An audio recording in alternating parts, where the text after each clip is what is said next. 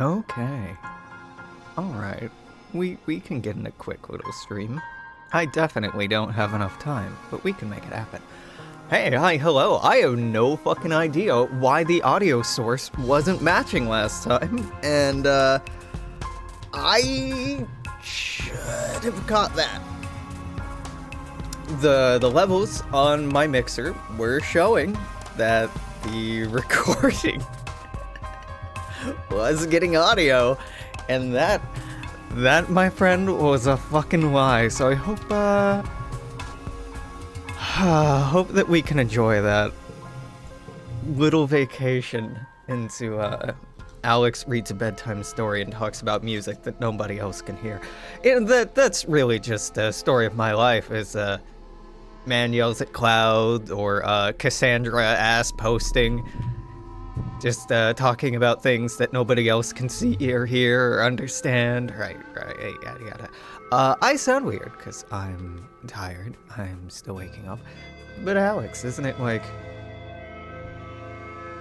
1 in the afternoon? No, it's 2 in the afternoon. And I'm out here struggling. We got maybe 4 hours to get through this year before I'm late for D&D, which I've canceled a couple weeks now, so I need to go and actually play, even though I'm creatively burnt out. So let's hop into this. I should have listened to last night, Alex.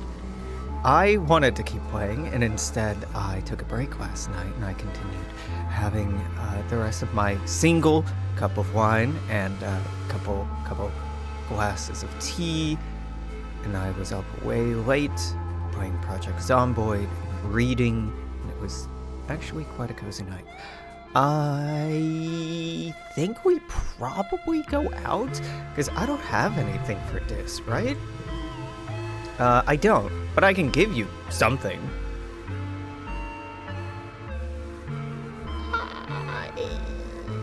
I don't think that's necessary. You can wait. I can go out and get you more things that you like. Vase pats his sidearm, a repurposed plas cutter. Don't worry, he says. I know how to use this. You're safe with me. Ah, yes. Same fucking line every goddamn cop uses about their firearm. Hello? Oh, I am dragging. Nem is leaning on a fence that goes around the outdoor training yard, watching the soldiers train. Specifically, she's watching Vase. You elbow her in a side, and she jolts and laughs awkwardly. What's up, Solanacea? Me watching a train wreck in slow motion is what's going on, Anne. Anne Anemone, I'm so sorry. I'm more tired than I think. I don't have anything for tangent yet. Dog boy, Rex. Rex is holding an ice pack to his eye. Ooh, good, it's one of Ace's little birds, he says, too tired to scowl at you. What do you want? Motherfucker! Rex, I like you more than Vase, and you like me more than— well, no, you two are about tied. This is why this keeps happening. Okay, I'm like, why the hell do Vase and Rex keep saying that I like the other person more? It's because I do. Slow motion, well, no, IRL, it's just the train keeps crashing and it won't stop crashing. Slow motion is, in-game, Anemone's crush on Vase is a train wreck that you can see coming a mile away. Okay, Rex, you're my favorite, buddy. I actually like you. I got you a present. No, hold on. I'm gonna hug you first. Hugs incoming. Alright, cool. Hug event. No new flavor. You're standing around gossiping with Rex when he suddenly goes quiet. You see its group of teenage soldiers from the Helio staring back at you across the courtyard, scowling in derision. Don't pay attention to them, Rex mutters, turning back to you. If they know that they can get under your skin, they'll never leave you alone. Trust me, it's better just to smile. That's terrible. That's terrible advice, Rex. You find Rex in an empty space just outside the lodge. setting up a construction hall projector and running through various projections of future buildings, taking notes on each. He looks up from his hall palm as you approach and bursts into a huge smile. Well, hey, Solanacea. What's going on? Rex jerks a thumb at his chest. You're looking at the newest member of the colony construction crew. I'm surveying the colony for places to build new private family quarters. People are going to want to raise families here soon. Isn't that real? Families? Yeah, Rex says, beaming with excitement, especially us Helios. We've been cooped up on a spaceship for far too long, and when people get grass under their feet and fresh air in their noses. He bumps his hip into yours with a whoop of laughter. They get frisky! Get ready for a baby boom! Houses are gonna be in demand. Besides, he continues, I think I kinda got an idea of where I want to contribute to the colony. I want to build a bar, a real one, not just a canteen. Nice decor, space for live music, cushions everywhere, fun drinks. Mars has been helping me with the details. Why does Rex's shirt got a boob window? Why wouldn't it? Why wouldn't it? Wait until you see grown-up Rex. This is still teenage Rex. Wait, they all just keep getting hotter. He sighs dreamily. Can you imagine? A place where the whole point is just to relax and be with your friends? Sounds like a great idea. I think so too, Rex says, spreading his arms wide. People need leisure time. We need to connect with other humans. We're social creatures. We need our pack. All I want to do is help people connect to each other. I love building things, cooking things, making people happy. Coming together to create something is why we're alive. He gestures around. I don't mean buildings. I mean, they're all right.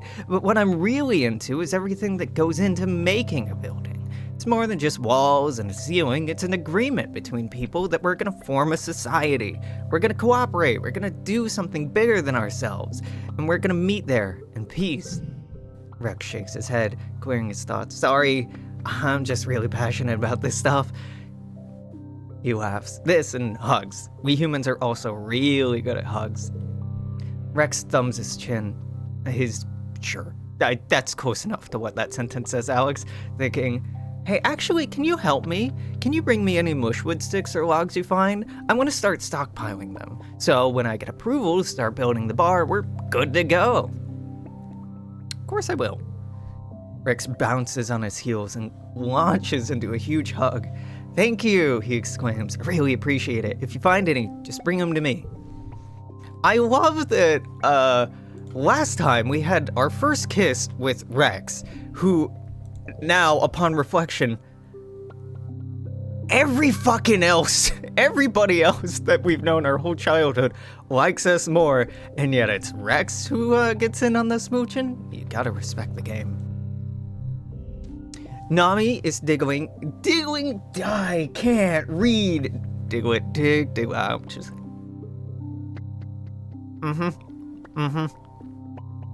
Hear what happens when you stay in bed all day? Because you stay up way too late reading. Brain fried. Brain fried.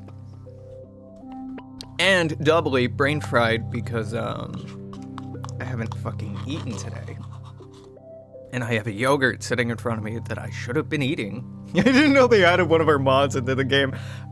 Our Nami is much less kawaii than this Nami. Our Nami is an architect. An architect with a loft bed that I question the structural integrity of under stress and pressure, but apparently holds up quite well.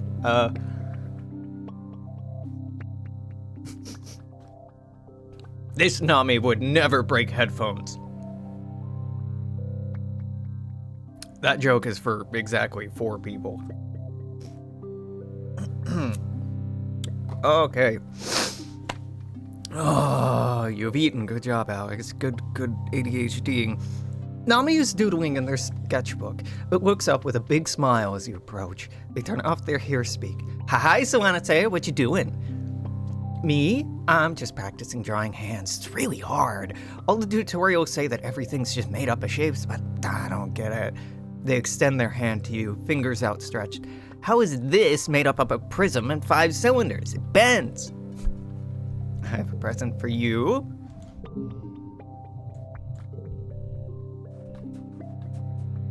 We're never letting them live that down. That's friendship, right? That's friendship. If Nami asked for me to drop it as a joke, if anyone that I care about ever asks me to stop joking about something, it stops. Nami has not made that request. Mars surveils the colony like a queen regarding her subjects. I've been thinking about ways to improve this trash heap, she says. The problem is getting people to listen to my ideas. They still think I'm just some kid, she scoffs. As if. They think of me as a child, they'll be all the more surprised when I'm running this place. In a different life, Mars, yes, but I actually need you to not run this place in order to do something I'm trying to do. I'm sorry. In our perfect run where everybody lives except for Kaz. Not Kaz, his name isn't Kaz, Alex. Put some respect on Calm's name. Calm, you can't save. Everybody else we can save in a subsequent playthrough, but not the first time through. Cal is at the door to the barn, pulling on a pair of stretchy gloves. Palmenius calving, he says, by way of explanation. I gotta get in there to make sure everything's going okay. You need me? Have some fruit? Okay, that's everyone gifted. I have some options. I want to go exploring because I am out of medicinal herbs to give as gifts, but also I don't really need those anymore, do I? Hold on. Think about this, Alex. Think, Mark, think. Our relationship with Dis and Tangent is pretty good. I don't need to give them the stuff they actually like. I can just give them other shit. Here, yeah, it's only one, but sure.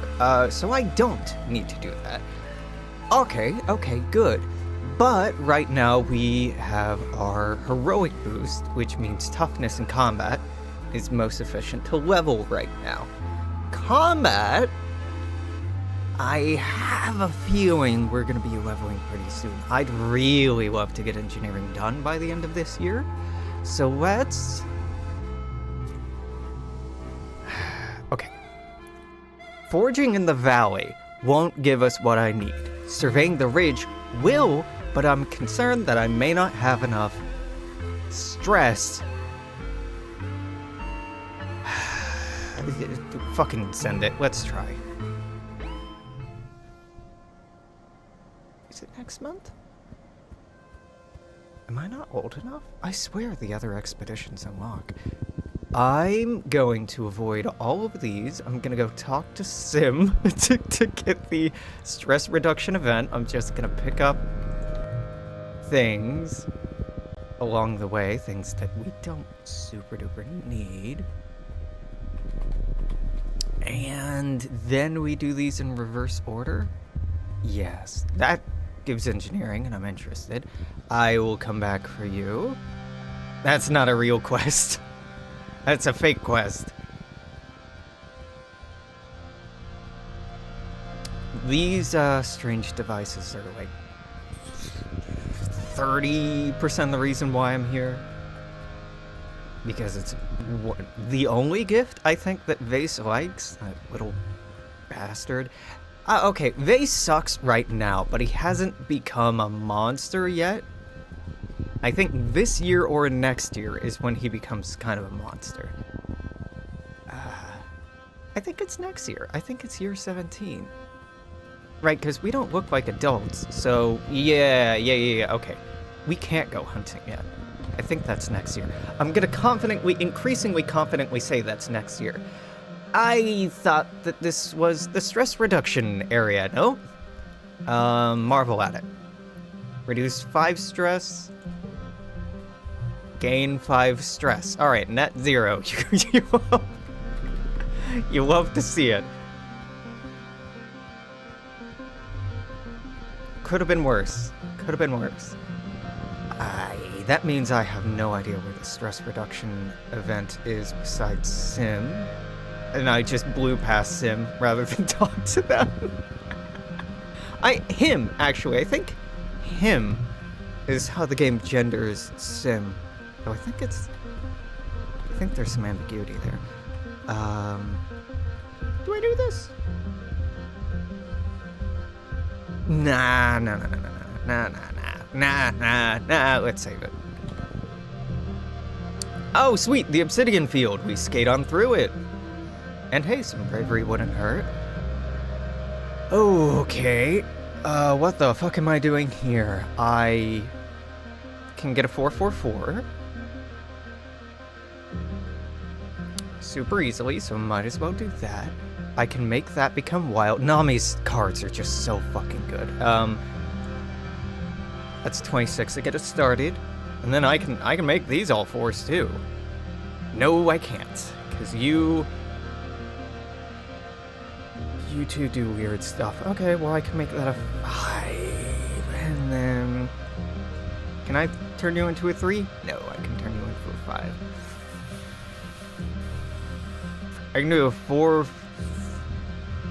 5. Do a 5-5-4-4.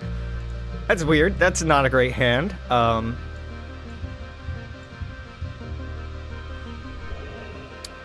can be a 7. Well, now I have no 6, so it doesn't really matter.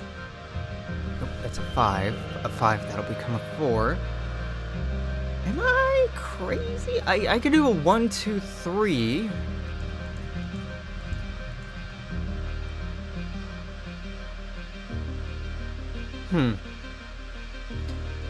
I'm trying to figure out how to maximize the amount of bravery we get from this.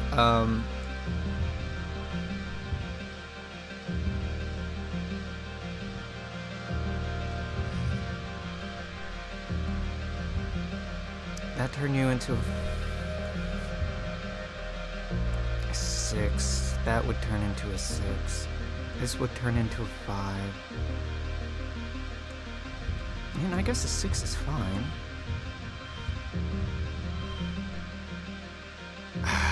I have a feeling I've misplayed this, but I honestly couldn't tell you how I could do better. Yeah, a 53 was possible. No initial stress loss because of all the bullshit we have stacking. You love it. You love to see it. Minus 10 stress. Minus 5 stress. Minus 15 plus 5, so that's a total of minus 10. Yes, good. Good. Stonks. Hey, the peaceful rock. Minus 20. So another minus 15. Yes. That's good. I think that's all of our stress heals for this area. Nope. Locust event pass. What do I want to level here? Combat. I don't think there is any combat in this area. And toughness, I don't think you can really level here either.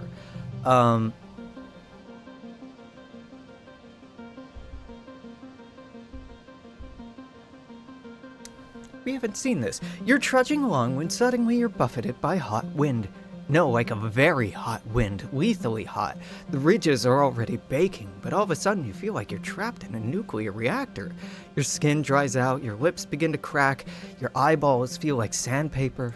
Find the source. You take careful readings from a distance, triangulate them, and discover the source of the wind. A red, sports ball-sized crystal emanator, hidden in a small crevice. When you smash it, it doesn't shatter like crystal. It almost looks like it could have been organic. Was it some kind of defensive barrier? Yet another weird mystery of these ridges. Me feeling up my partner's chest. Another weird mystery of these ridges. Can you help me calm down? Thank you, Sim. You're not giving me the mission to give you the data bank yet. Is that next year? Have a crystal. You'll give this back. Yep.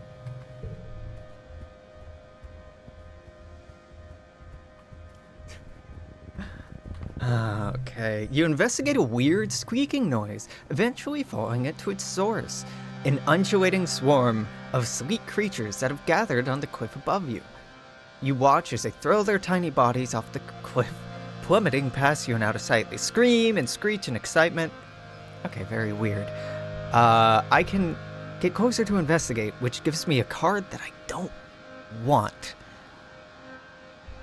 I'm gonna film it from a distance.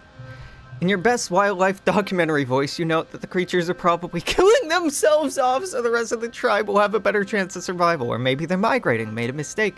Now they're all plunging to certain deaths. Such a tragedy. You're totally making this stuff up, but it sounds good. At any rate, you get a great recording of the hideous screeches the creatures give if they leap off the cliff. Like miniature battle cries, they shrivel, send shivers up your spine.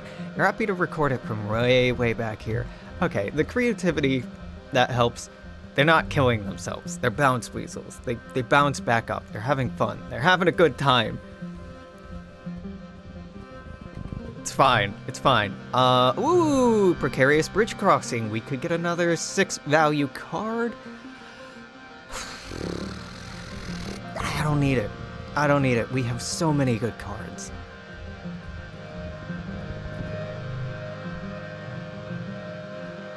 Shimmer Heat. The Mirage Effect. I think we get a different event if I do this again. But does that give us anything?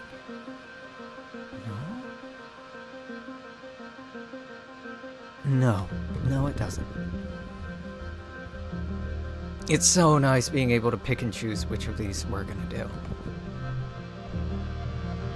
Yeah, the cloud event, nope, we just run from this. We take the stress. If you look up, you get more stress because it's float cows pissing. Utopia sent a team of geologists to get a closer look at this region's weird terrain. You come across them working, Utopia beckons you over. Solana, no, that's wrong. Solana, she says, drawing everyone's attention to you. Solana, come here. Solana is working in this area for a while, and I'm sure they got plenty of information on what's going on out there. Geologists politely turn toward you and listen.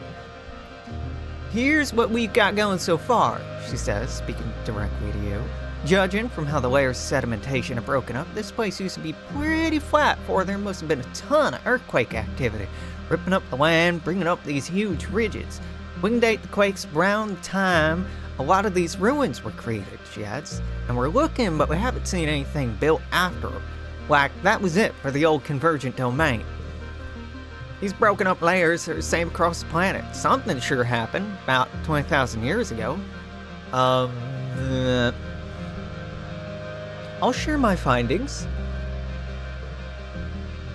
on the Gardener's Ray. The what now? Utopia asks. I ain't never heard of that, she says, and the geologists all exchange similar looks. You explain that the convergent domain had this huge computer network, and some of it is still running. It was used to study and maintain the planet. Might even be dangerous. Utopia doesn't look convinced.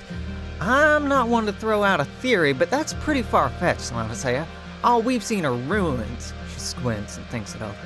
Well, if it's true, maybe something went wrong with this array and it overloaded all the solar crystals. That level of cataclysmic disaster is the sort of thing that might end a civilization. I'm not doing a delusion run, but you can do a delusion run where you tell people the truth about all this weird shit. Nobody believes you, and they force you to undergo therapy or corrective procedure that does not end well. It's a trans allegory. Don't mention Sim. Let's help them work. You set up a drone hive to measure the sediment layers along the cliffside and learn a few things about the rocks. Yeah, we are getting a decent amount of engineering. This gives engineering. You find your way blocked by a massive wall. No, a hollow pillar, knocked over, laying on its side in the sand. It's absolutely massive, stretches to your left and right, at least a kilometer in each direction, though at some points it's crumbled enough you could likely scale over it. Check it out. I can do a 3, 4, 5 here. I can do that. I can do a...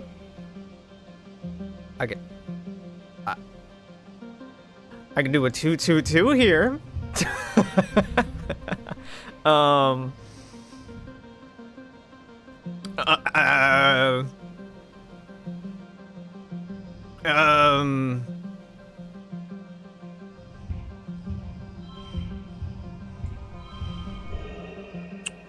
Oops, all fives? Is that the highest I can do? 48?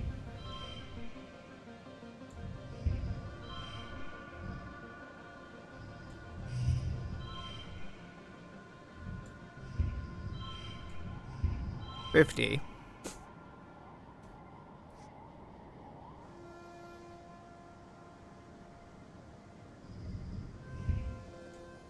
53.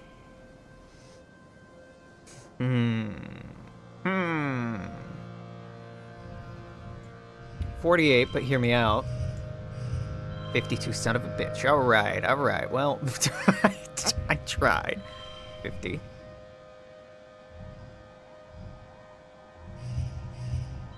53? Oh, fuck off. 60? I could have gotten a 60 out of that hand? No. You find more scraps of convergent domain writing and technology. You document everything and bring it back to Utopia. That is so much higher than I thought. I thought I was so close. Fully grown Dilly Pillars. Yeah. Dilly Pillar event. We'll climb on its back, hassle the Dorbs moths, and make it so that we get a net 0 stress from that event. Oh, god damn it. The thirst event. Okay, 5 stress.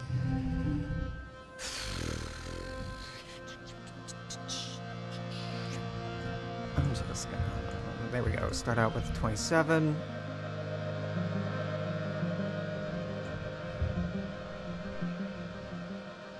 I don't have a 3.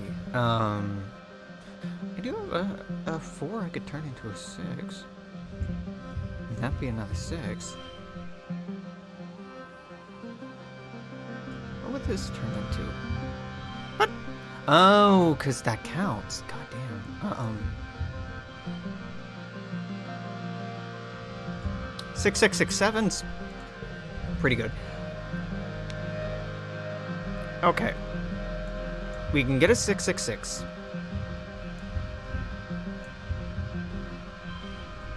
With a 9 at the end. And a 4 starting it out. A 46669? That has to be the best. What? No, I disagree. Okay, so this is a net 0 stress event. God damn, these stress reductions are so good.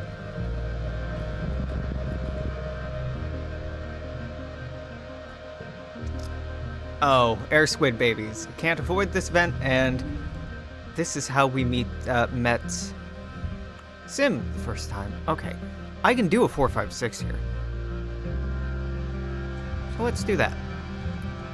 456, nice and easy.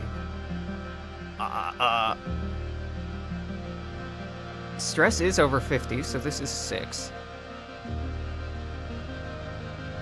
I can do a 668.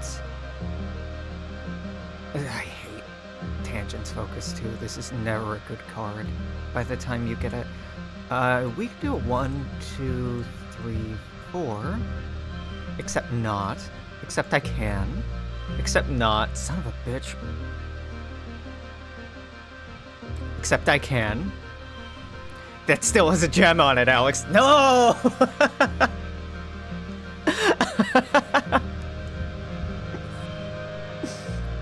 I can do a 2, 3, 4. I can do a 2, 2, 3, 4, 4. Yeah. Okay, 9, 8. Can I get a 7? Can I get a 7? Can I get a 7? None of these 6s have gems on them. That sucks.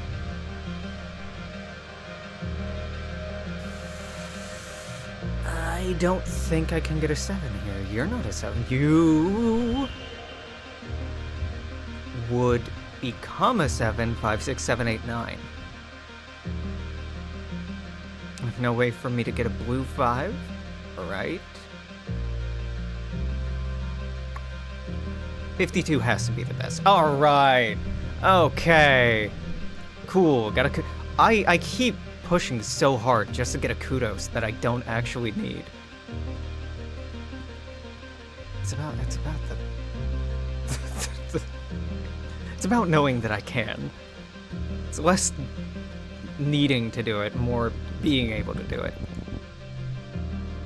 Oh, radiation warning. We turn around.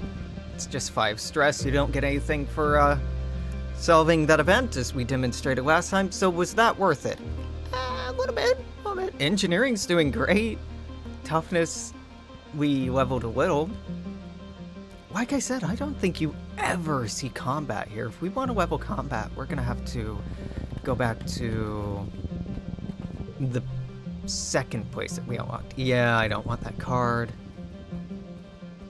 What was this? Well, I want that card. I don't want to pay for that card. Okay, it's fine. And we don't care about that event. It's not urgent. And I don't want to set the precedent that people are pushing themselves to work when they're sick or they have other shit going on. That's not the pace we're setting. It's very easy to burn ourselves out right now. And that burnout is the biggest enemy. I'd rather something get delayed a little bit, be a little slowed down, than cause long-term problems. You're back to the wormhole observatory with Dis, just to poke around. Who knows what you might find? You bravely try all the elevators. Some are broken, one gets stuck for an hour, and you think you're gonna die in there. Then it chugs to life. Then you find the orrery. It's a beautiful room under one of the smaller pyramids. The light from your holopalm glimmers off crystals and rainbow colors, dotting the walls and ceiling in familiar constellations. There's one huge crystal plate embedded in the wall, engraved with deep glyphs, convergent domain writing, you guess, and some kind of map? In the center is a representation of the wormhole. Lines extend from the wormhole to other points on the map, and many more glyphs that you can't read.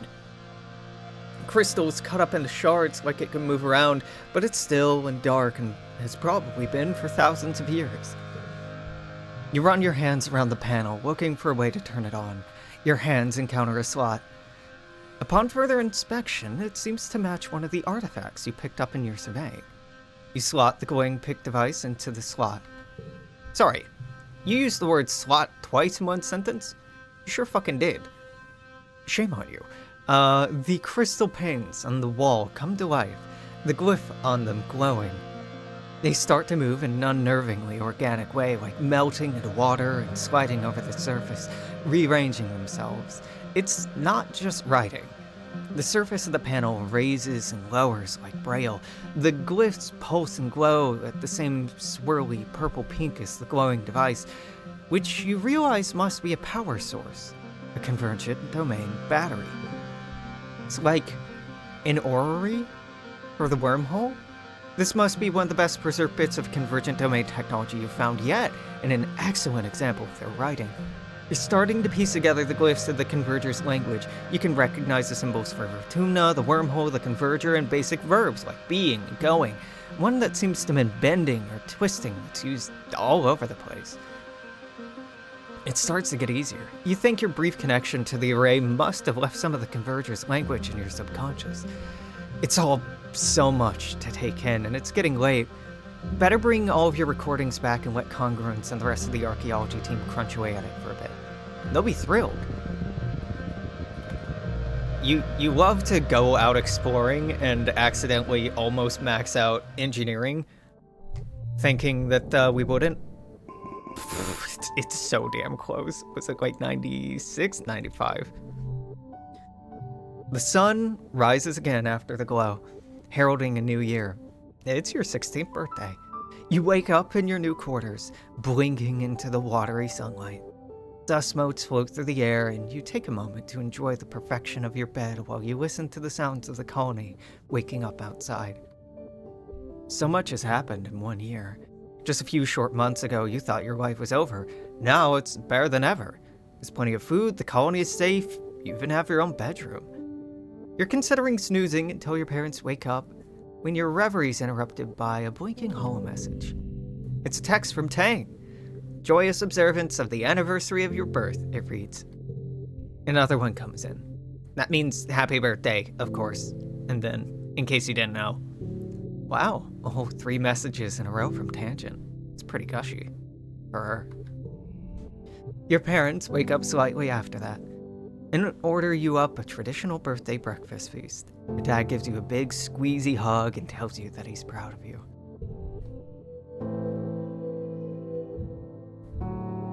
Okay, we can go back out. And arguably I should. This wants to talk, which is concerning because I don't think we have anything to talk about. But sure, Dis, we can talk. What's up, buddy? What's up? Dis is relaxing in the back of the expedition vehicles, absorbed in a holo novel. You clear your throat and he jumps and gives you an awkward but genuine smile.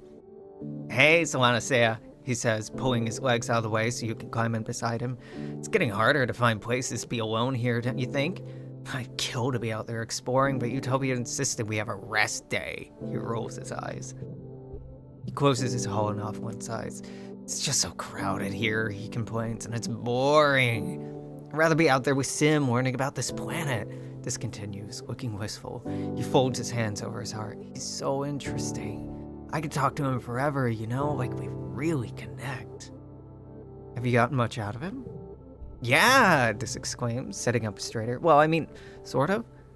He still says there's stuff I'm supposed to not know yet, but I've figured out a lot on my own. The biggest thing is that the planet's basically all connected, like a fungal network that's so old and complex that it's basically like a computer, he says, talking fast and excited.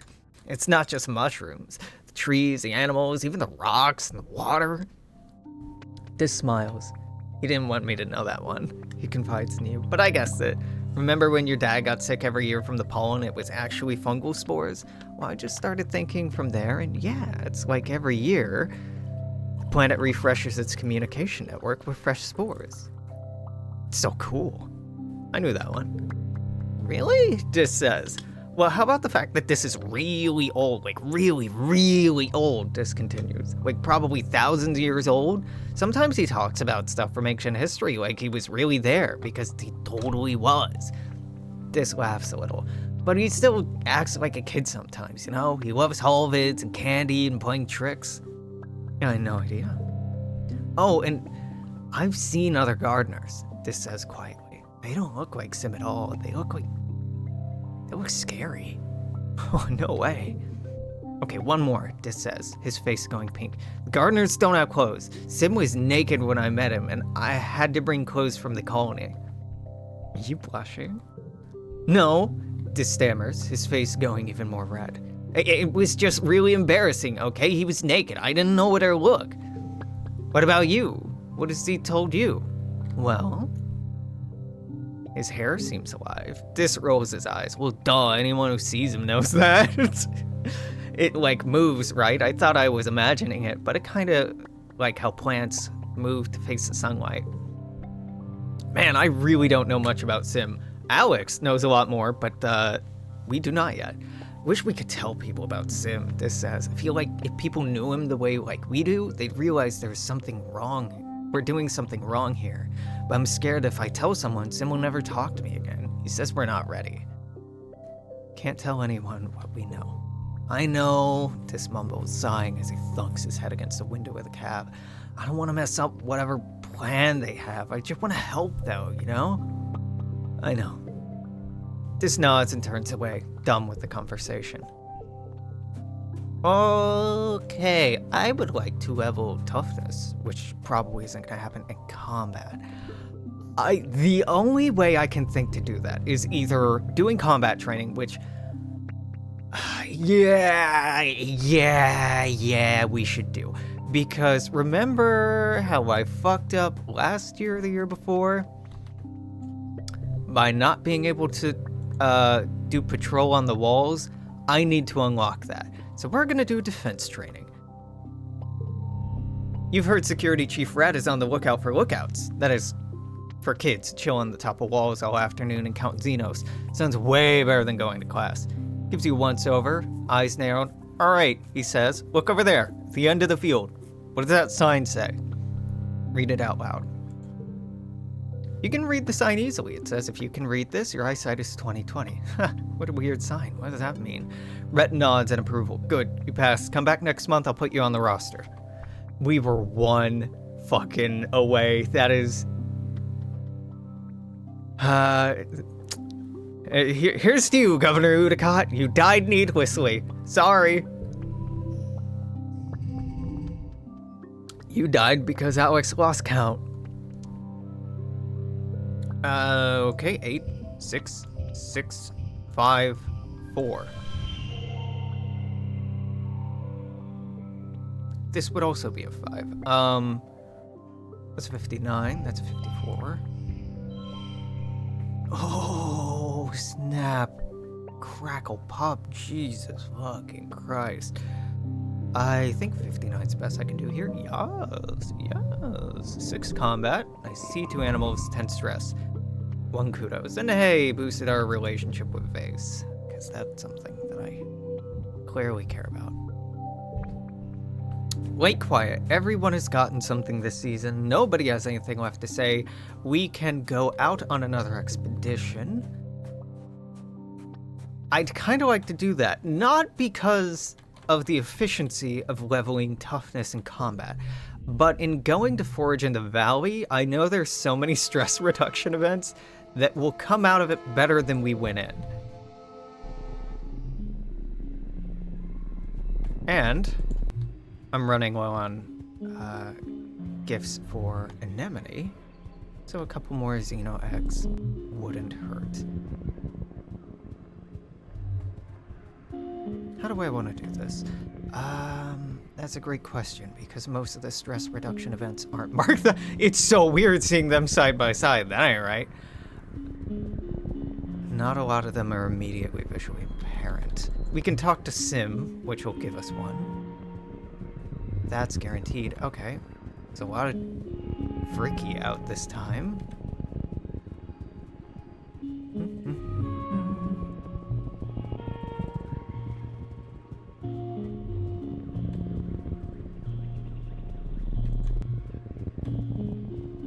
I have a good feeling about that one, and I don't know why. Yeah, I think we'll get the Vricky event this time around. Okay, cool.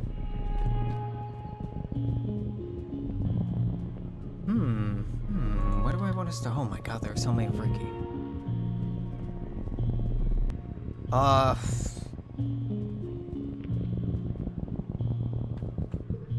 Vricky. Swarm of Vricky.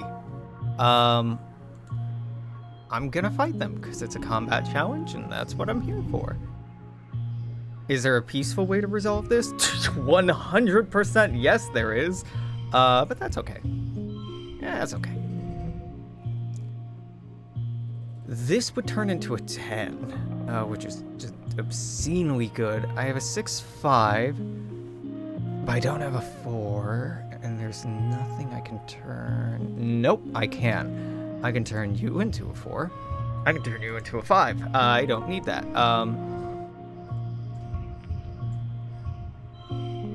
No 3s, right? No.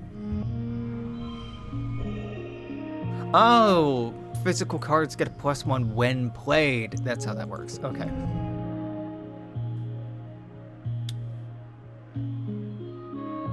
I can do a 1, 2, 3, 4, 5. Okay. Yep. Nope. Fuck. This becomes a 10. Regardless of what gets played, so I can't do a 1, 2, 3, 4, 5. I could try, but that...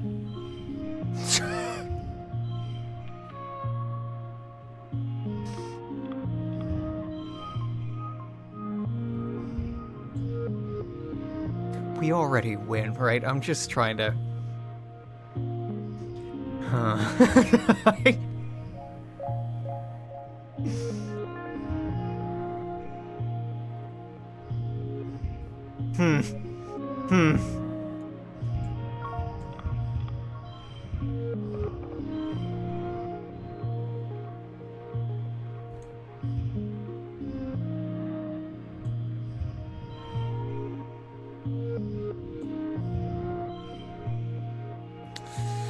Okay, that's a 4, but that becomes a 3. But that becomes a 7.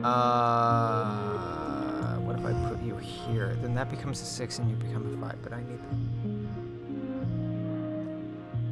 This has to have a blue card to the left of it, and I'm trying to get a 5, 6, or 7, or 4, 5, and 6 next to each other, which is possible, but I don't think that it's possible to do both. I just did it. God, I'm dumb. Okay,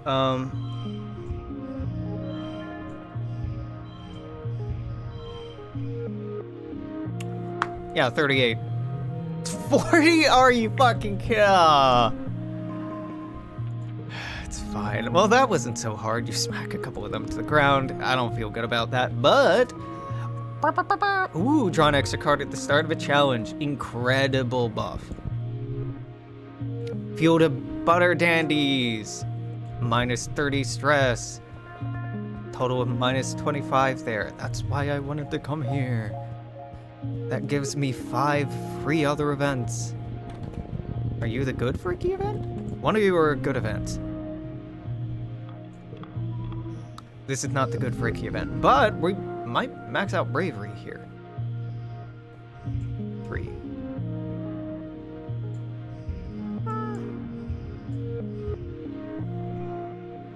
So I could do a 3-3-3 here, but that's... I could also just save this for a 1-2-3 later.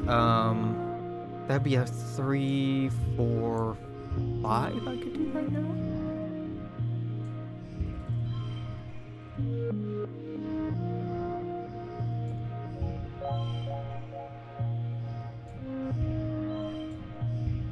Yeah. At this point, with a lot of the cards we have, unless it's a really difficult challenge, hitting the goal is not the hard part. Hitting the best possible hand on the last hand is the hard part, because there's so many there's so much interplay between the different cards.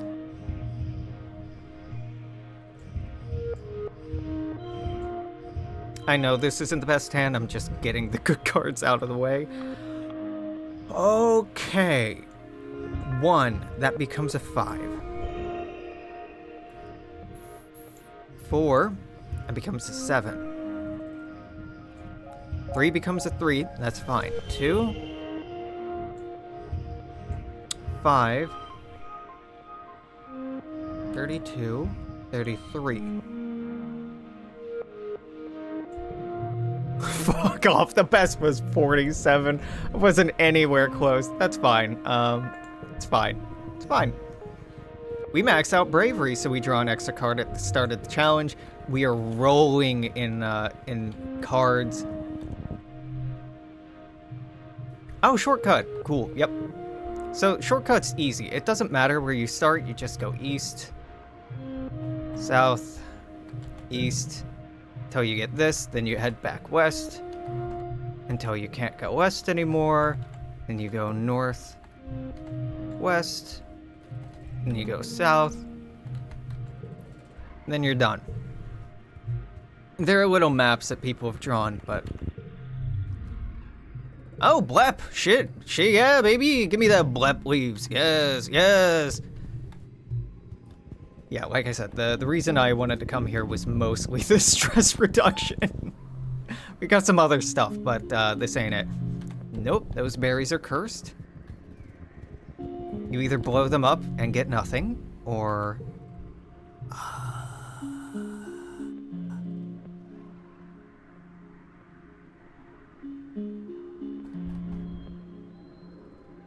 Let's capture it. It'll give kudos, at least. 3? 3? 3? 3? 3? Okay. Got a 7. Got a 6. Can make you into a 10, which is nutty.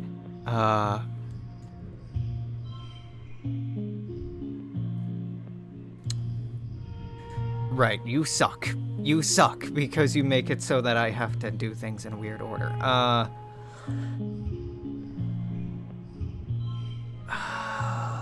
That would count as a 7. It would, but that doesn't matter.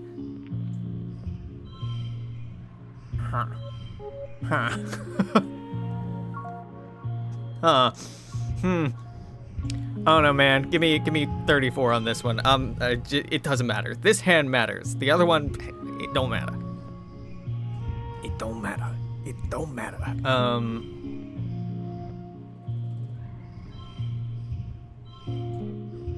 Can I get an 8? No, if I can turn that into a 9. And then I can match that. I can make that a 5, but that doesn't really matter. That'd become a 3.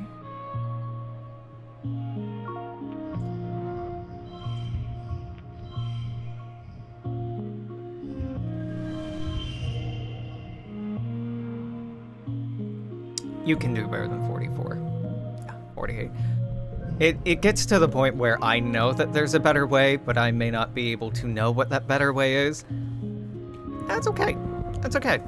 That happens a lot in life. I don't think anything good comes from this fucking event, right? Note its location, move on. God, that doesn't even give anything. I hate those so much. Are you the good one? Are you the good Ricky? Yes, the good Ricky. Stress who? I've never been stressed a day in my fucking life. You can reduce our stress to 0, and then I could leave with 0 stress, which is just the funniest fucking thing. Like the rest of the planet, the valley's home to some strange plant and animal life. You find Utopia puzzling over a jelly arch, a huge gelatinous arch held together by solid veins large enough for a person to walk underneath. They don't look like animals, but you've been around long enough to realize that things aren't always what they seem. Upon closer inspection, the arches seem to pulse and breathe, even though they have no visible organs, and they're always kind of warm. It's unsettling. Now, I know this one ain't right, Utopia mutters to herself as you approach. Solana, have you ever seen a jelly arch so deflated? You take a look. It's true. The arch doesn't seem as structurally sound as the others. I'm beginning to think they're all connected, Utopia says, scratching her chin. Like runners underground, poking up every so often in waves like this. This one's looking rough. What's gonna happen to the rest? She sticks her hands in the goop, and the arch seems to cringe away as she roots around in its innards. It's got some kind of crystal structure in here suspended in it, she says, sticking her tongue between her teeth. Wonder if it's got some kind of nose knocked out of joint, or whatever it got instead of a nose. The jelly arch makes a sloshing, groaning noise, its surface rippling with pain. Can it even feel pain? Or is it just a reaction to being churned up inside? I can get her to stop, but I want to see what happens if I give her a crystal, Utopia hums. Can't hurt, she says, and shoves the crystal into the gelatinous mass of earth. The arch stiffens, and Utopia shouts in alarm. Dang thing's got my arm, she exclaims. She gets her foot in the jelly arch, no longer as permeable, and hauls her arm out of it. Woo, she laughs. It'll teach me to go stick my hand places. The jelly arch looks more healthy now. Standing up proud and wibbly again. Great thinking, Solana, Utopia says. Who would have thought? Huh, neat. You're walking up a trail and caught by surprise. Sim? And he's running. You're knocked to the side as he pushes past you, running in the opposite direction with barely a glance. You shout, chase after him, but after a few seconds it becomes clear you don't have a hope of finding Sim when he doesn't want to be found. You turn and continue along the path. Around the next bend you spot a familiar face. Utopia. She's gathering rock samples with a pickaxe, like an old-timey prospector. Who the hell was that? She demands. Who? I didn't see anyone. Utopia squints at you. The man who just ran past, tall guy dressed in black. How'd you not see him? She picks her pickaxe off her shoulder. Oh, whatever. Just get to watch when you're running. Okay, the gravel's loose around here, and maybe check in with Doc Instance, get your eyes looked at. You agree, happy to be out of the conversation without any trouble, and continue along the path before Utopia asks any more questions. You walk a couple of minutes before you see Sim again. He seems to be in good humor, despite the close call. Oh, he says, leaning against a tree. It is tiresome to be so secretive. He wipes his eyes, brimming with mirth. It's such a pleasure to be around you and Dis and not have to hide myself. He sobers quickly. I do appreciate your discretion. It's not the right time for the gardeners to be formally introduced. To do so too early would cause a great degree of chaos. Yes, even the female surveyor, he continues. I do like her, but I've learned from my limited experience with your kind that adults of your species do not react well to surprises. It's good that you're here, though, Sim continues, as I do need something from you. Data. What? Sim holds up his hands. Please do not be alarmed, he says placatingly. I only do not mean sensitive information, such as personnel and defenses. I only mean the contents of your digital cultural archive. Like holovids? Sim smiles. Yes, exactly. Your holographic recordings of movies, books, cultural artifacts only. I promise. Why?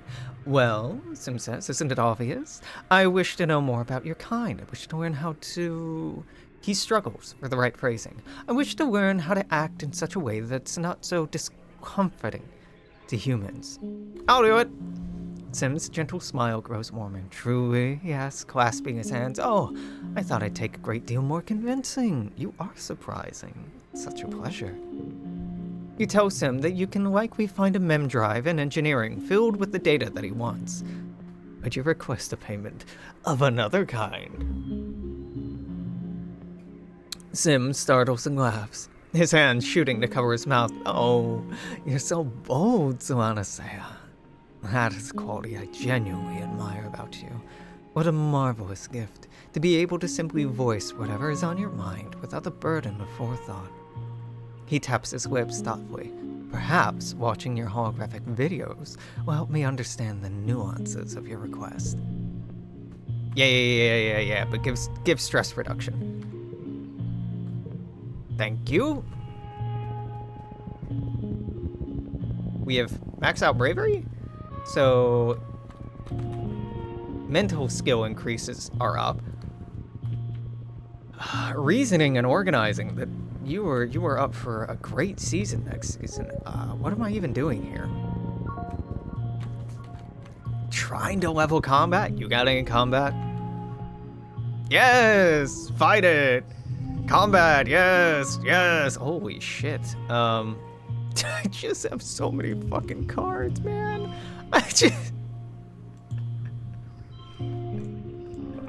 It's too many. It's too goddamn many, because this becomes a 6, and now I need a 5, and I don't even...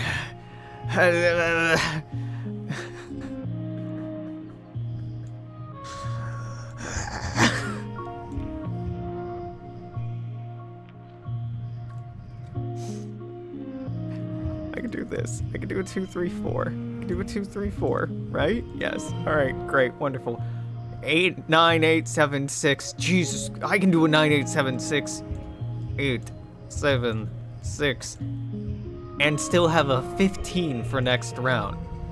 Alright, well, I'm assuming this goes here. This has to go here. Oh, that becomes the highest value? What the fuck? What the fuck?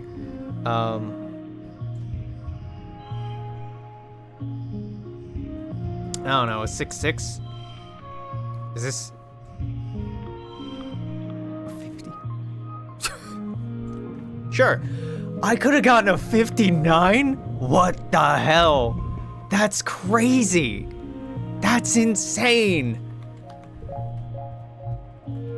The totals we are now capable of are mind-bending. Animal challenge? Climb up bit?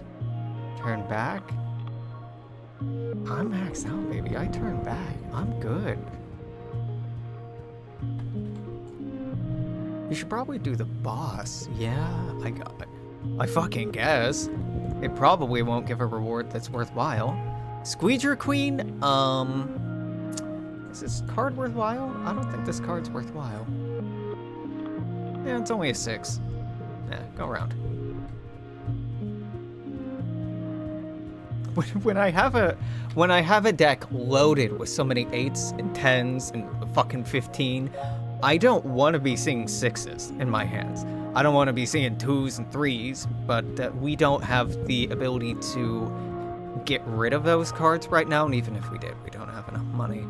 So I'm just I'm good. I'm good on getting most new cards. Because we can wander out during Glow Month, I know that I can get like 2 more 8 value or higher cards this year too.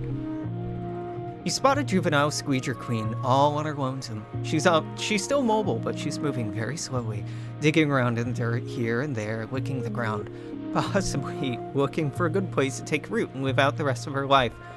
This might be an opportunity to capture a living hive. Maybe you could convince it to take root in one of the barns in the colony. I didn't know you could do this. Given the colony a source of honey without so much dangerous foraging. It spits acid if you get too close, and they have a nasty, powerful beak. No wonder no one's managed to catch one. I will. I'll just pick it up. I'm built different. Okay, no... Give me a 3, 4, 5. Okay. 6, 7, 8. And I don't know. Put a 3 on it. That's not an 8. I grabbed the wrong card. I got 3 on it. Sure, whatever. That's not right, but that... Hey, stress reduction. You go in. Oh boy, okay, 2 extra cards, card is value. Obviously that is not what that said. And we'll get a 10 here, and I don't know, 34, 39. Probably the 39, yep. But you could have gotten a 54. Look, alright, I'm over it, man. Plus 15 stress, you call in a hover bike and hoist it onto a sled. Squeeger hive groans and clenches its sides. From all of its holes come a fine mist of acid. It's noxious and awful, overloading your mask's filter and making your eyes sting. It eats through one of your gloves and you have to rip it off quickly, lest you lose some fingers. You're really wondering if this thing should be brought inside the colony, but you can almost taste the sweet honey that'll be your reward. Once it's expelled the mist, it takes a few hours to recharge. In that time, you make it back to the checkpoint. Your dad meets you at the gates to receive the queen. Your Majesty, he jokes, bowing deeply. Now make sure she gets settled in, he says to you. Come by and visit her after work. All right, we're all done.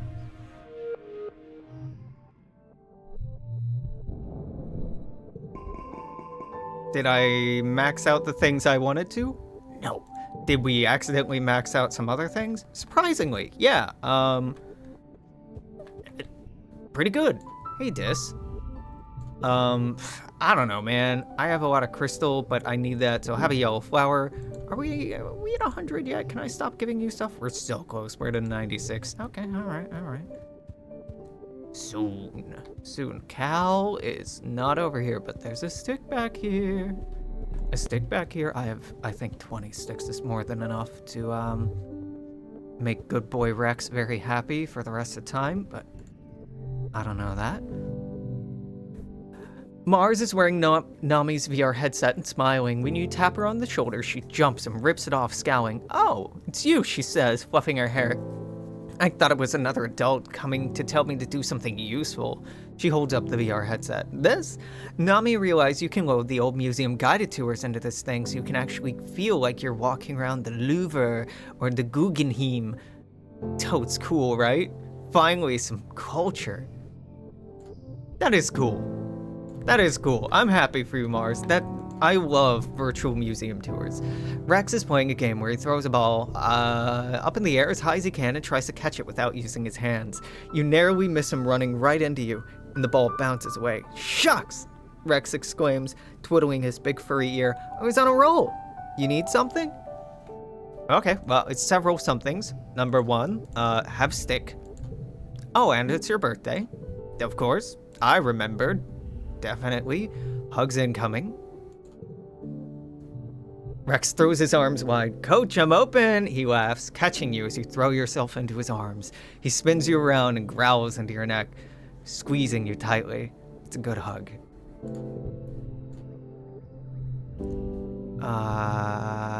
Help Rex build something. You know what my hammock needs? Rex says. An automatic snack delivery system for when my hands are busy. I was thinking, if I hang a big barrel of cookies up here, he continues, pointing to a gnarlwood tree nearby, I could use some ramps and pulleys to bring the cookies over here. He gestures to his hammock, and they could roll right into my mouth.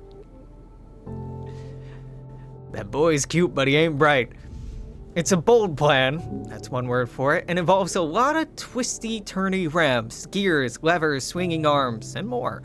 It's probably a lot more complicated than it needs to be, but it is hilarious to watch Rex press a button, send a cookie rocketing down a chute, and eventually into his mouth. The ground is littered with cookie detritus of failed runs, but Rex is proud anyway. It works perfect, he says, his mouth full. Thanks for the help.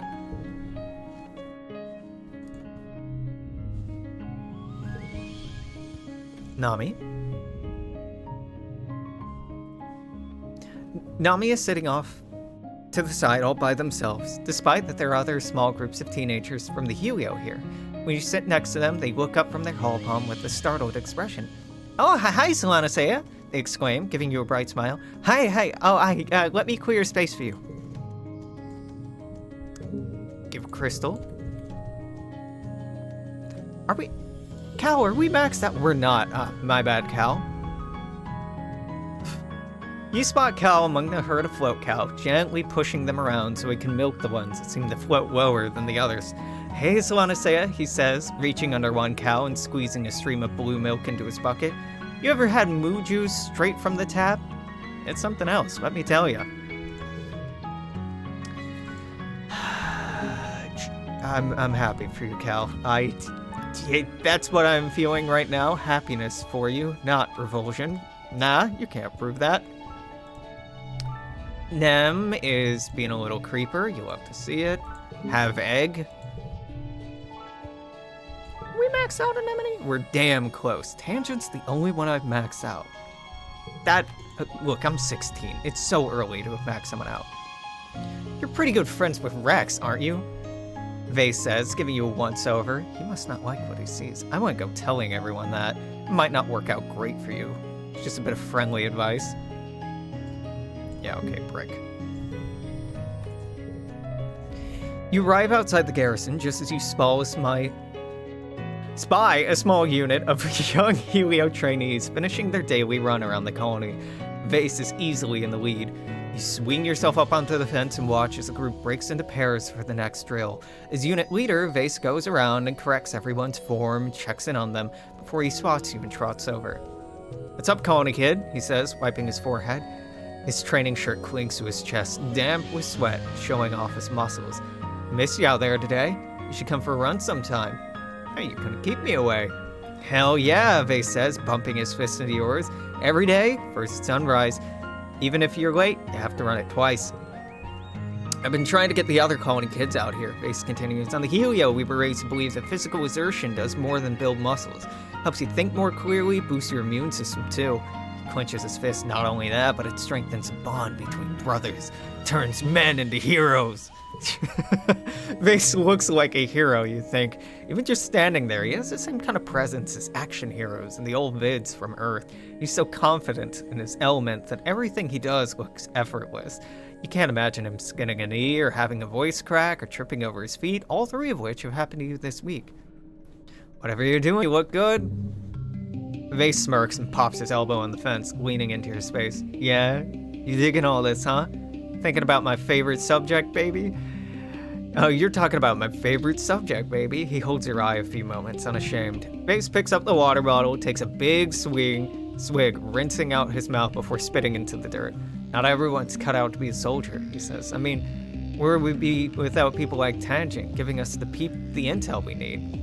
He shrugs. Anemone's pretty cool. She's got the right idea. And Cal Guy, he's got muscle, but... Vase shakes his head with a snort. Honestly, you all lack the discipline. Cool. Yeah, prick. Motherfucker. Can't say one single goddamn nice thing. Tank, do you have anything going on? No.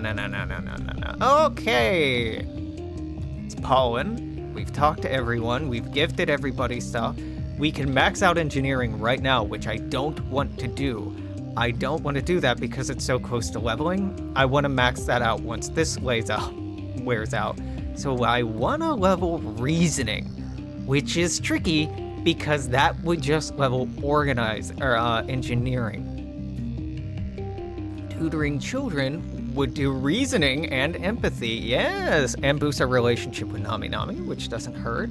It would give kudos, which is fine. That's fine. You show up to class to find congruence teaching a classroom of younger children. Instance is nowhere to be found. In the absence of further direction, you settle in to help the students with their work. After half an hour, Instance pokes her head into the classroom. Oh, good, you're already here, she says.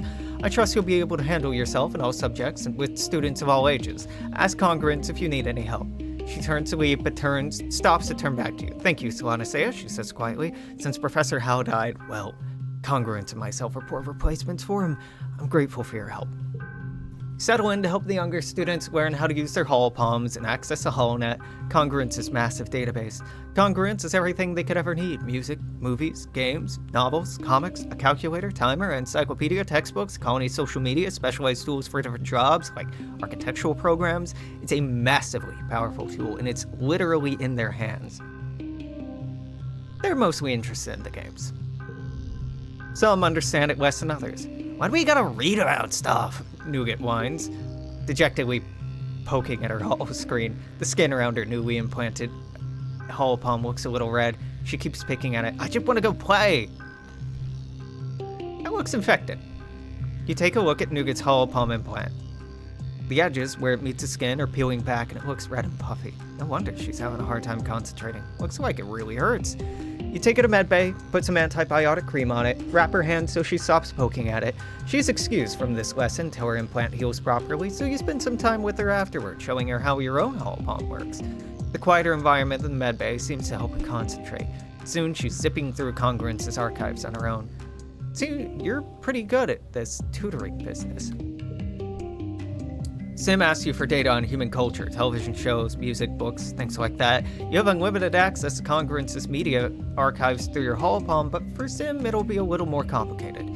You'll need to find a physical storage unit with enough memory to contain a chunk of the holo archives. We steal one. The robot workshop should be a good place to look. Sneak in, nobody around, good.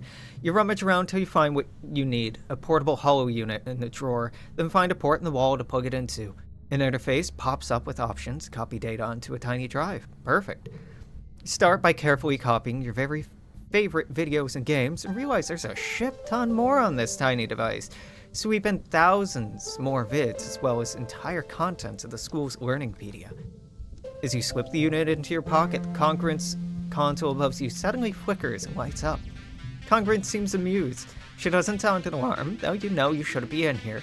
Asks in a neutral voice, what are you doing in here, Solanisea? I came to see you. Apparently I can't lie. Right, our persuasion is, let me check. 2?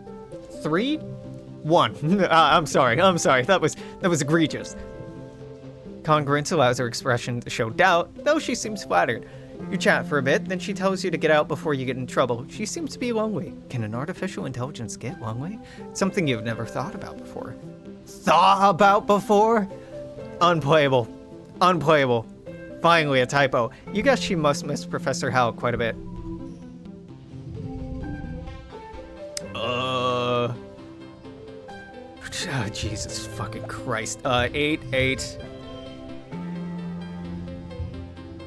Wait.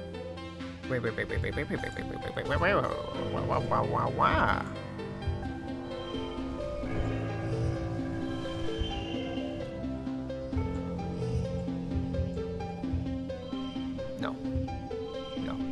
Fuck. Okay, what do you turn into? A 9. Well, I can do this. I can turn you into a 7, 8, 9. How about that? It's a 7, 8, 9, and then I need this to be a 6, which I can't do. I can do a 5. I can do another 9. I can do a 10.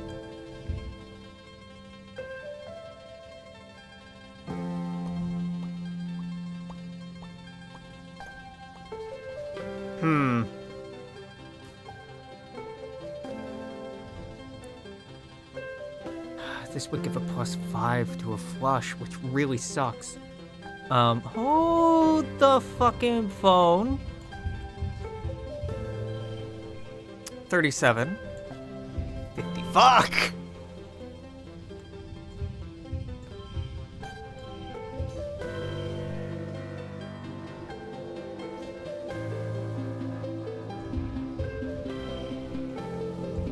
$76, 68, 67. It just you know I've checked out when I just start cycling cards. I don't know, 76, that's not the best. 84 was the best. That's fine. 7 reasoning, 1 empathy, 9 kudos, 5 stress. That is a lot of reasoning. You're woken by the buzzing of your hollow palm. It's a colony-wide alert. You rub your eyes and ponder the thickness of the air seeping into your bedroom through the open veranda door. It's ominous, but a beautiful sight. The seasonal pale pink haze has turned to deep fuchsia, with scintillating silver sparkles floating through it. The shimmer. Thankfully, you've all been inoculated against the shimmer, because if not, this year would have killed Dad. Because this looks like a bad year for airborne spores. To be safe, you stay inside, seal your door and windows tightly. After spending time playing hall games with your dad, after a couple of days, the pollen fog passes without incident. Mid-pollen, but reasoning. Blue cards get a +1 in mental challenges. We should have gotten that a long time ago. I'm just doing the rounds to see if anybody wants to talk. I'm hoping that they don't. I am enjoying the content, but I don't want another 4-hour video today because I don't have 4 hours. I have another 3.5, 2.5 hours. So we go back in. Look, I have the things for Sim, but I don't want to do any of the expeditions that Sim is in. We could go out and get medicinal root, which is useless. I could go out and get, like, maybe a little combat and toughness in the second area. And I mean a little, which would be something, but I think it's much, much better use of our time to actually be leveling reasoning and empathy. Because reasoning also gives us access to better cards with tangent, I think. And we have enlightened, we might as well use it. I could use it on organizing, but I need reasoning to be higher. I think like a 40 or a 50 for an organizing task that's coming up that I know about. So I'm doing this in a weird but specific order. You're heading back to your quarters at the end of the day, and you pass by the med bay. You hear several shouts and scrambling from within. Several surveyors that come back with serious wounds, not the usual broken limbs and sunstroke. One of them is holding a towel in her own leg, staunching blood flow from a massive animal bite. Another nearly blinded from acid. Looks like chaos in there. Let's help in medbay. Gosh, it's a good thing you were here. Triaging and getting the most badly wounded into medbeds is difficult, and the others need traditional medical attention while they wait. It's hectic, stressful work, but you're able to keep your head and provide assistance. Good work in there, Solanacea. Chief Engineer Instant says, you know, with how the colony's grown, I could use an assistant nurse in there. Someone I can trust to take care of things while I'm working in the lab. Come back next month. Give me a hand, if you're interested. I'm doing so many other jobs for you. Ma'am, I cannot help. You need an adult. Any adult, just not me. Okay. I love how many of these are like, oh, +1 for gems, +2 for gems, +2 for gems. I don't have any goddamn gems. I have 2 4s I can lay down. That's probably not good enough. I think that a 50, that's a 55. I'm wrong. I'm just straight up wrong. That's a 56.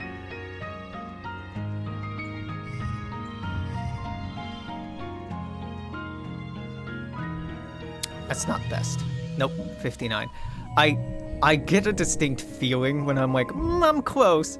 I could spend more time reasoning this out, but it's just, I don't know if it's worth it at this point. Wait, pollen. Alright, just doing our last little looky-loo, making sure nobody has any new events. We'll probably talk to Tangent because we have access to reasoning.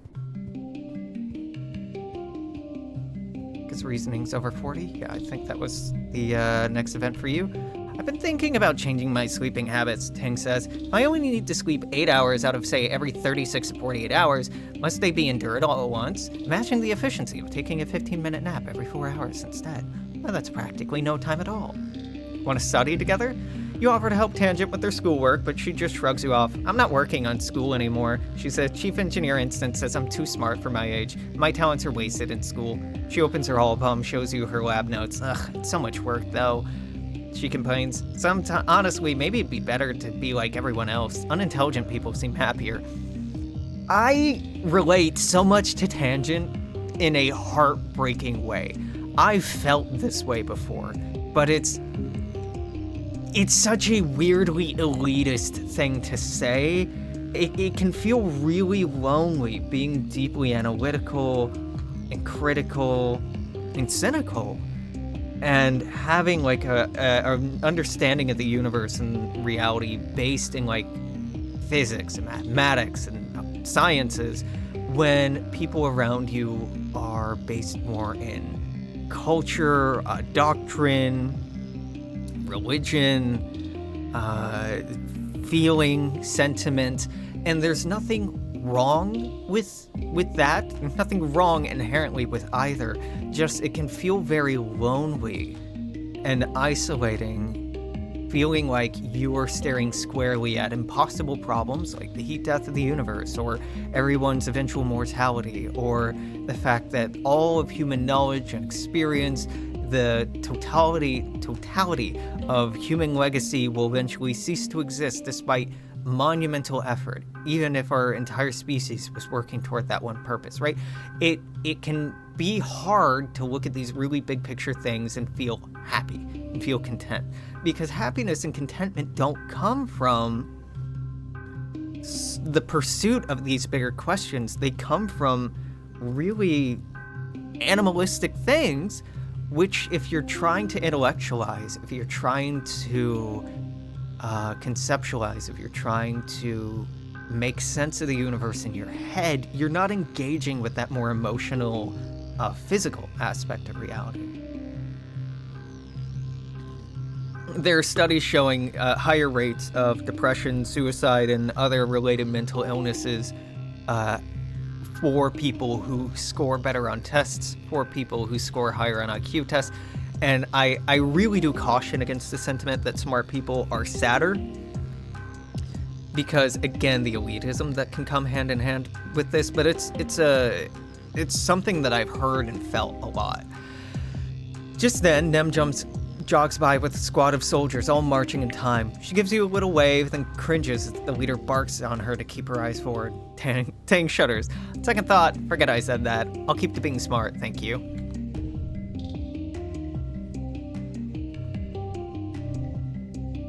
We are not assisting in medbay, right? What would this give? Biology? No. Empathy, though? Well, yeah, but I don't give a shit about boosting empathy right now. Nope, back to the children. Nougat is 9, and you don't think she's stood still since she was born. She's having trouble in the classroom setting, but that's why you're here. Some kids need more help than others stay focused. She's working on using her finger to spell out words to match images on her holophone. Her chubby little kid hands are unsteady and her letters are pretty misshapen. But that's pretty normal for most kids you tutor. But Nougat doesn't seem to be getting any better, no matter how many times you drill letters. It feels like you have to tell her the same things over and over because she says okay, but then just keeps making the same mistake. I've never seen an elephant, Nougat says, jabbing her finger at the hologram, or a lion. Did you see a lion, Solanasea? You've never seen any Earth animals, except for in holovids. Like Nougat, you were born on a spaceship, already hurtling away from Earth. You've never seen a dog, despite learning about them in class when you were a kid. Nougat has trouble with imaginary concepts like elephants and holoscreens. Makes them hard to keep her attention.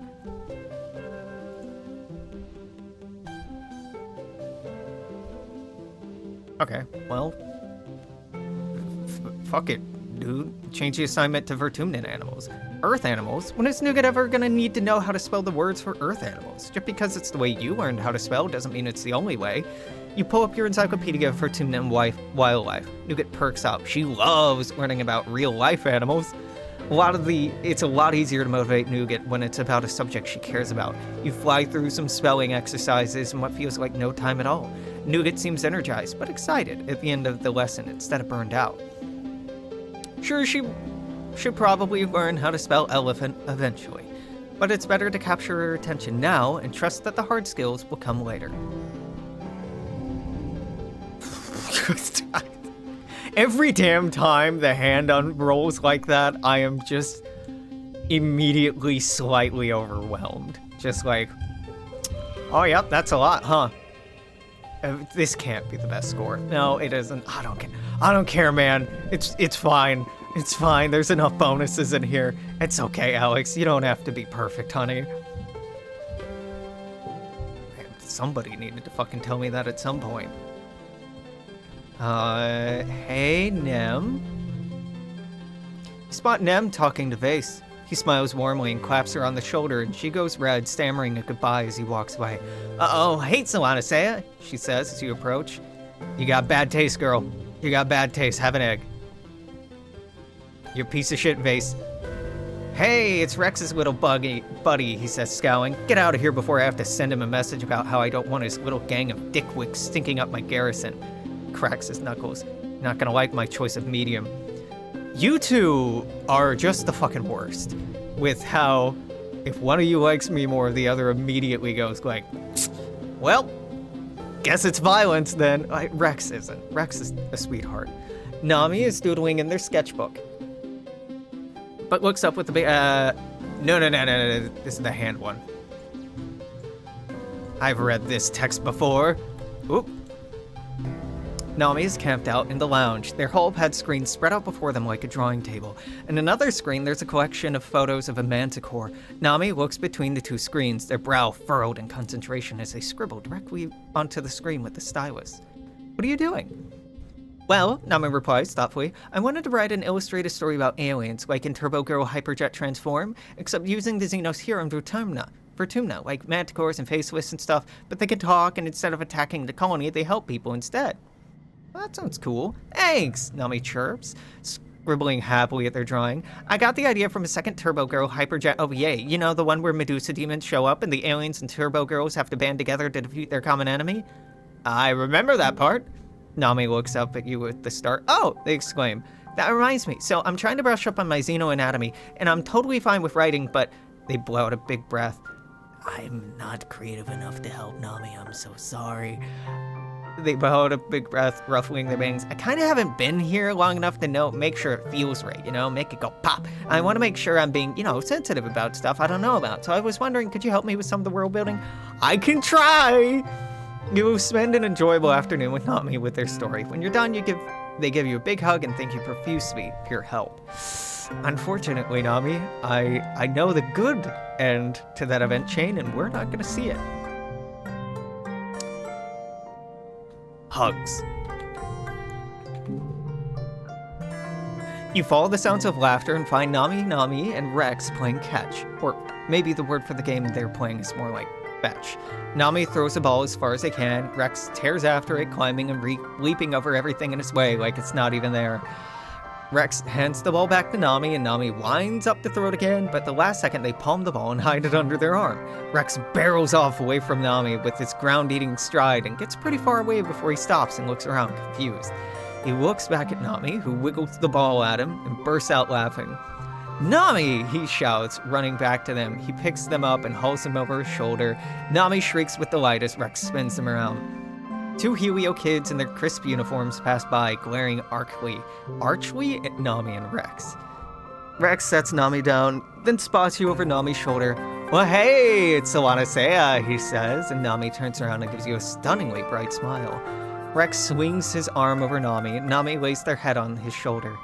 They're both breathless and beaming with happiness. The triad you can have with these two is the cutest fucking thing. It is the cutest goddamn thing, and we're not gonna see it this run. We're not gonna see it this run because I have to romance Cal, because the only way to romance Cal is either for Tammy to die, which is something I'm never gonna willfully do in any later run, or to break Cal and Tammy up, which is just sickening.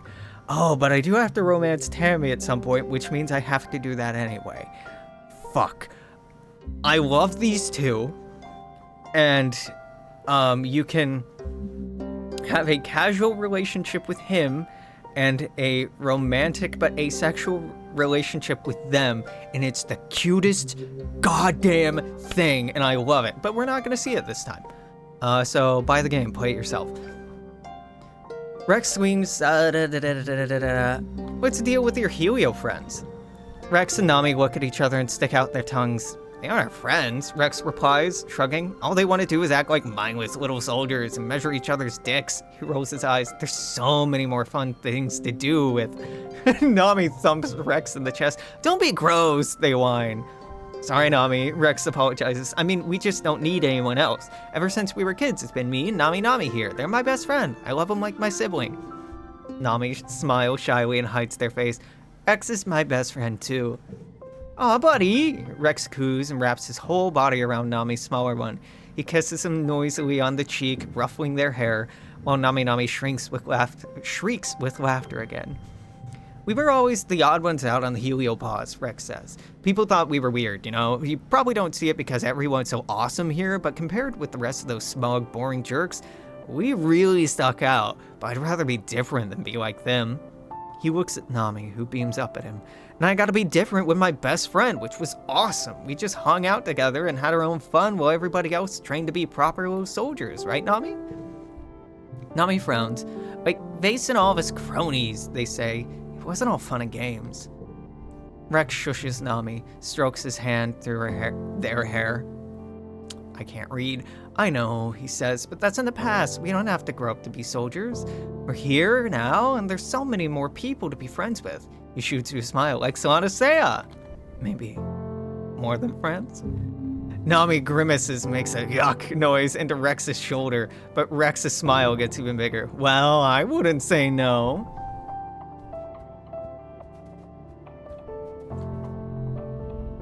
I got you a present.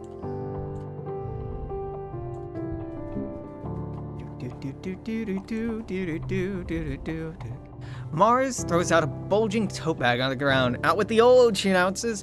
All of these are ready for the textile recycler. If you want to go through them, go for it. It's all so-so last season, so they're perfect for someone who doesn't really get fashion like you. I can't wait to get some new clothes. It feels like I've been wearing the same thing for years.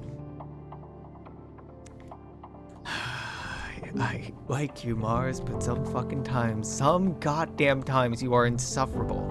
Mars and Nami are bent over one of Nami's sketchbooks. Mars is talking animatedly with expansive hand gestures.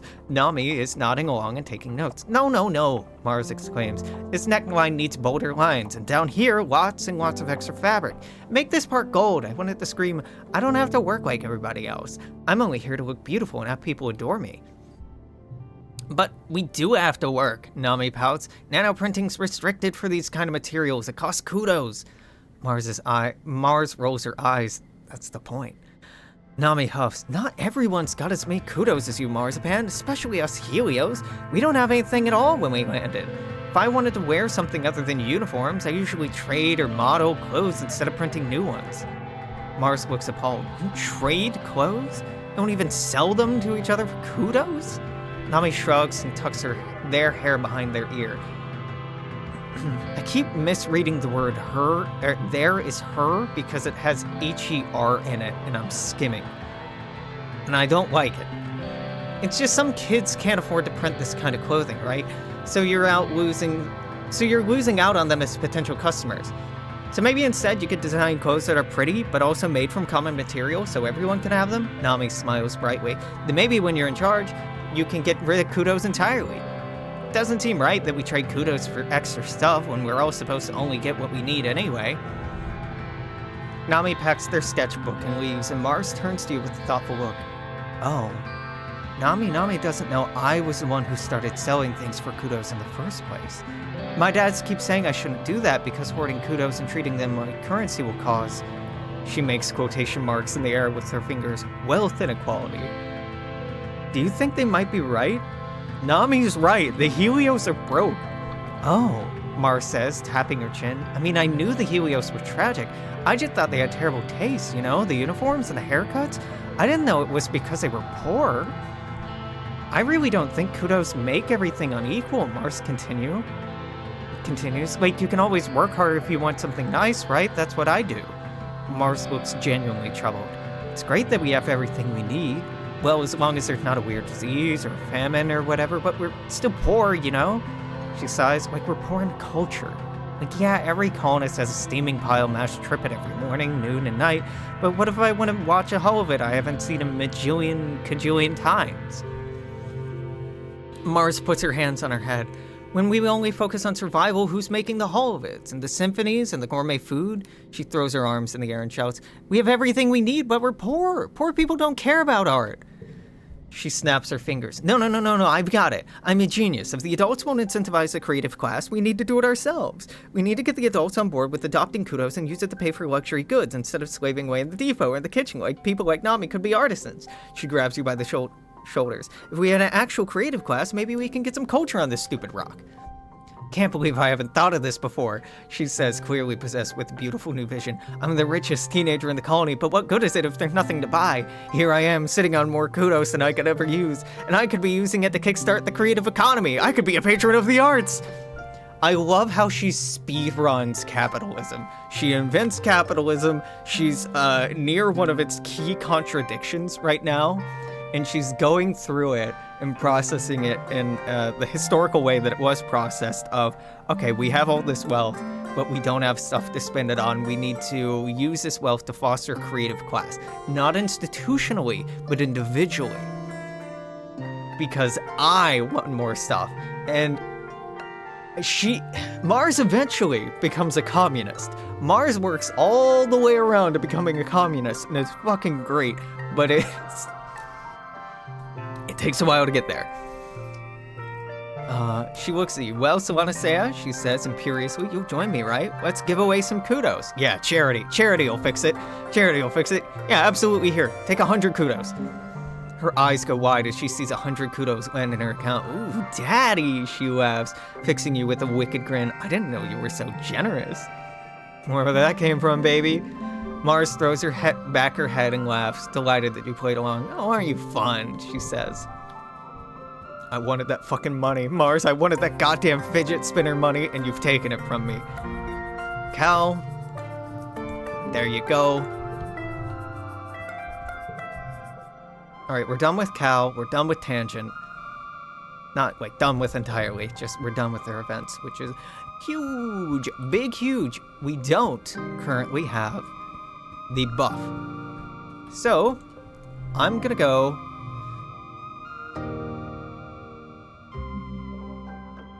Would studying engineering give me the engineering I need? No, I think I'd have to do that twice. Alright, we're gonna repair robots. What sucks is I'm gonna keep repairing robots even after we're done maxing out engineering, because this is an event chain I need to hit the end of. You're headed off on a lunch break when you see Mars and Tang sitting together in the engineering break room. Tang is eating a sandwich while scrolling her holopalm with it. Mars is half collapsed on the table, barely holding her head up with her hand as she pouts at Tang. Come on, she whines. You said we were gonna hang out after lunch. Aren't you done eating yet? Tang takes a slow, deliberate bite of her sandwich and chews while making eye contact with Mars. Goes from funny to awkward to hilarious as Mars's face falls and she puts her head on the table and groans. Proper mastication is important for digestive health, Tang answers primly, a smile curling at the corner of her mouth. You can masticate in private, Mars mutters. What are you reading and how is it more important than me, your best and only friend on this planet? Just something for work, Tang answers. It's really interesting. I don't know how Dr. Instance was so well published, even though she was only 25 when the Strato left Earth. She was practically a prodigy, like me. She looks at her whole screen again. It's absolutely fascinating. We're so lucky to have an accomplished researcher here in Vertumna. We read over Tang's shoulder. You take a seat at the table and sneak a look at Tang's holoscreen. You catch a few words: recombinism, tissue trophism, RNA, protein cheese, intrinsic immunity, maybe something to do with viruses. From the pictures, possibly also fungi. Without further examination, it's hard to tell. Tang notices you looking, shuts off her holopalm, shooting you a cool look. Wait, I want to learn about mycophages. Tang looks startled, but pleased. She turns her holopalm back on and tilts it so you can read along. It's dense, but interesting, and definitely about viruses that affect fungi. I didn't know you were interested in Instance's older work as well, Solanacea, Tank says. Perhaps we could work together to parse the next section? It's particularly challenging. OMG, nerds, Mars laughs. Look at you two eggheads, better you than me. Tang graces you with a small, thankful smile. Been eating for like half an hour, Tang, come on, Mars says, pulling her hands down her face. Please, can we go do something fun before some rampaging Xeno eats us? We're both too pretty to die of boredom. Tang smiles. You think I'm pretty, Mars? She asks, seeming genuinely curious. Mars sets her hand on top of Tang's. The prettiest, she swears, her hand over her heart. Even prettier than me. Well, I mean, I went in the looks department, but I think smart women get like extra points. Tang says, putting her hand on top of Mars's hand and leaning in to fix Mars with an unusually flirtatious expression.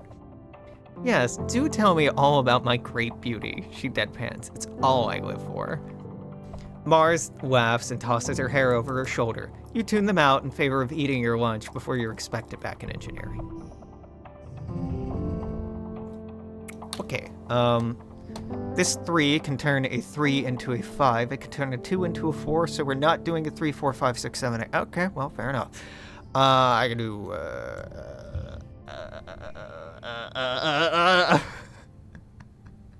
What am I doing? That... Fuck.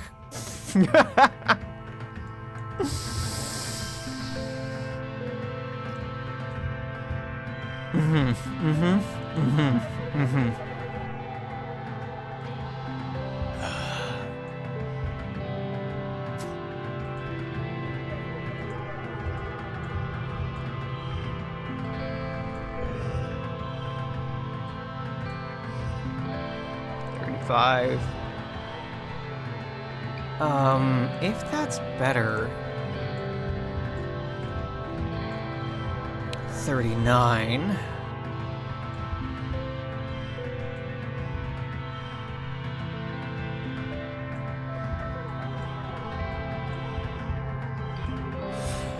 Is 39 really the best I can do? No, 44 was somehow possible there. Okay, well, that's fine. We've maxed out engineering. Good shit. It's Vertumnalia. Everyone's in high spirits as you decorate the colony square. The great tables are piled high with food, groaning under the weight of heaps of roasted and steamed vegetables, barbecued meats, stews, carafes of filled mulled cider, and cakes dripping with frosting and sugar-buck syrup. You gather in the colony square for the usual speeches. Lum takes center stage to fan her in applause. Hello, people of Vertumnalia, he exclaims over the den. Happy Vertumnalia, I said Vertumnalia twice. He takes a big theatrical breath. You smell that? That's the smell of victory. We humans have secured our hold on this planet, and now it's time to celebrate. Lum gestures to the sagging feast tables. Eat, drink, and be merry. The crowd cheers again. After the council members give their annual reports, everyone starts clearing the square to set up for the Vertumnalia games. You feel the pulse of a new holo message in your palm and open it to read, Happy Vertumnalia, there's a present for you on the table. XOXO, your secret admirer. You rush over to the feast table and spot a wrapped present in amongst the roasted vegetables. Wow, you have a secret admirer? I think it's Tangent every time, or I guess Tangent every time. You unwrap your present. It's a data band. You snap it on your wrist and boot it up on your favorite holopalm. It's full of your favorite songs, videos, shows, and games, a collection curated by someone who really must know you. Now you'll always have your own media with you, even if the net goes down, including your all-time favorite episodes of The Rise and Fall of Sanctuary Moon. Nice. Search the holopalm for any hint as to who could have made it, but you can't find anything. You'll have to ask around, but later. The games are about to begin. I can do Xeno wrangling. I can do trivia, which you fucking love to see. I'd love to do this because it would boost our reasoning gain. Or a bake-off. Now, I've never done bake-off. I should do Xeno wrangling. I never want to do Xeno wrangling again, so I should get it out of the way this time. Also, it boosts relationship with Vase, who's extremely hard to get boosts with before you can go out and go hunting. And it's so boring to do that, I don't want to do it. Nem and Vase are competitors this year. They've both been training hard. Can't be any harder than wrestling you, Vase says, and Nem goes red and punches him in the arm. The people watching gasp as animal's brought out from the pens. It's a Unisaur, and a starving one from the looks of it. It growls and snaps its teeth at its handlers. Full Unisaurs are docile creatures. Hungry Unisaurs are mindless rage machines. They eat like snakes, swallowing large prey whole and using their inner mouths to rip it up. This one's angry, doesn't say angry, hungry enough to swallow you whole if it catches you. Luckily, this one looks so hungry it's weaker than usual to give competitors a chance. This is severely fucked. I do not like the animal cruelty arc. I'm not a fan.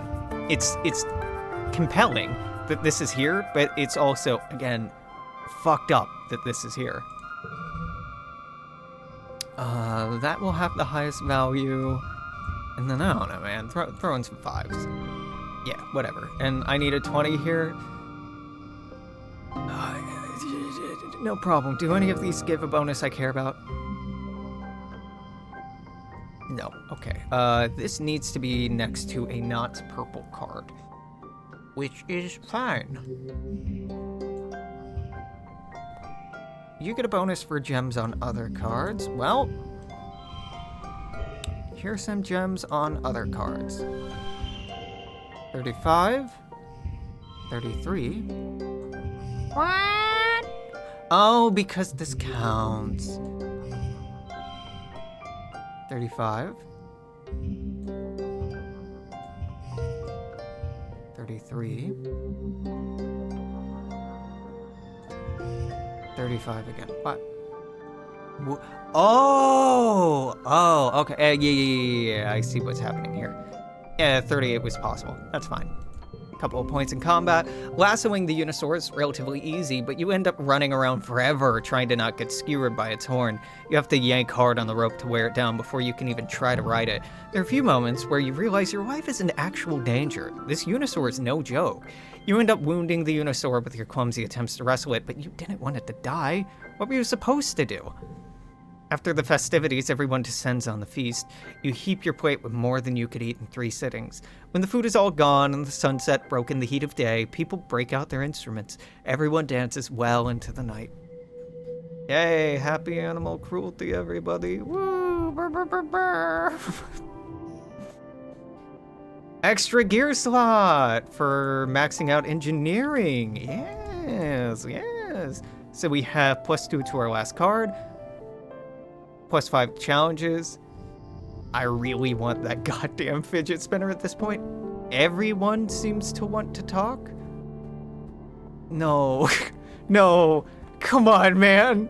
I mean, yay, content, but I only have 2 hours left, and I got a feeling we're gonna fill that time. You find Disc loading some equipment. Oh, right. I'm gonna ask Cal first, because I want it for this run to be Cal. Are you my secret admirer? Cal looks away, his smile turning a little embarrassed. Is that okay? Yeah, I like you too. Cal blinks. What, really? I didn't expect that. Going for a smooch. You lean in and kiss Cal on the cheek. He laughs warmly and touches the place your lips landed, blushing. Oh, thanks, he whispers. I guess you like the data band. Okay, cool. Maybe you can pick between people. Maybe that's what that event is, a soft choice. Let's hope it was that. Oh, thank God. Very funny to see how many people we can do that with. Okay, kudos doubled for the next 3 months. +1 to all mental. And somehow I'm clear-minded, so I get a bonus. Reasoning and engineer. I want to keep doing the engineering events, but they don't boost anything. So let's put those aside for now. I just want those done by the time I'm like 18. I'd rather make good use of this. We can boost engineering and reasoning a couple of ways. Let's look at that. We can tutor children to boost reasoning and get 12 kudos. We could assist in medbay to boost biology. Nope. Okay. It's tutor children for the reasoning, or And I think this might be what I'm doing for the organizing. What's our reasoning at? Is this at least 40? Yeah. I think we're gonna deliver supplies. Work in the depot, I mean? Yes.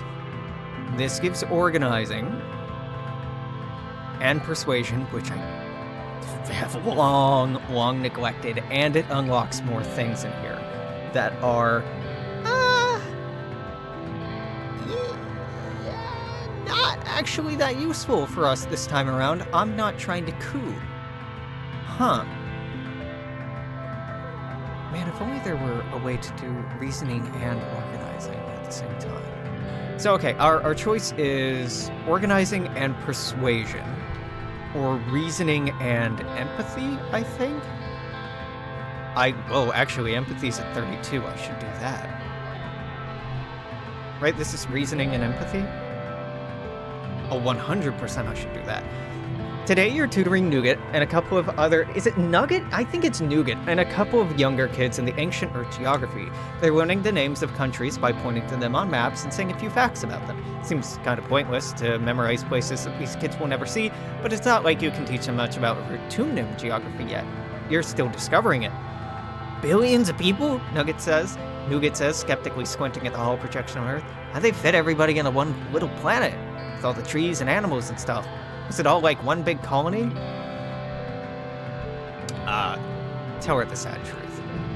You give Nougat the little kid version of the truth you learned as a kid. You tell her life on Earth was brutal and hard. Humanity destroyed the environment and fought over what was left. There were no trees or animals left. Not as many as there should have been anyway. Most people were poor, hungry, and sick.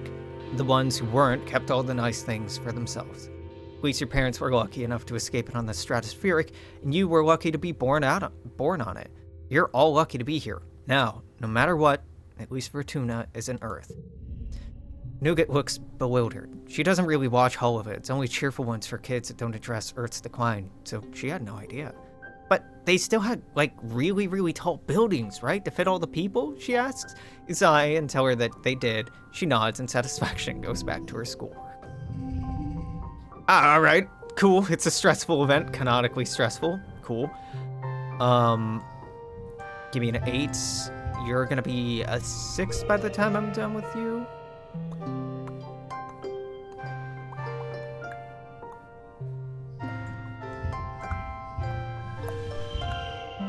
It's a 6, 6, 7, 8.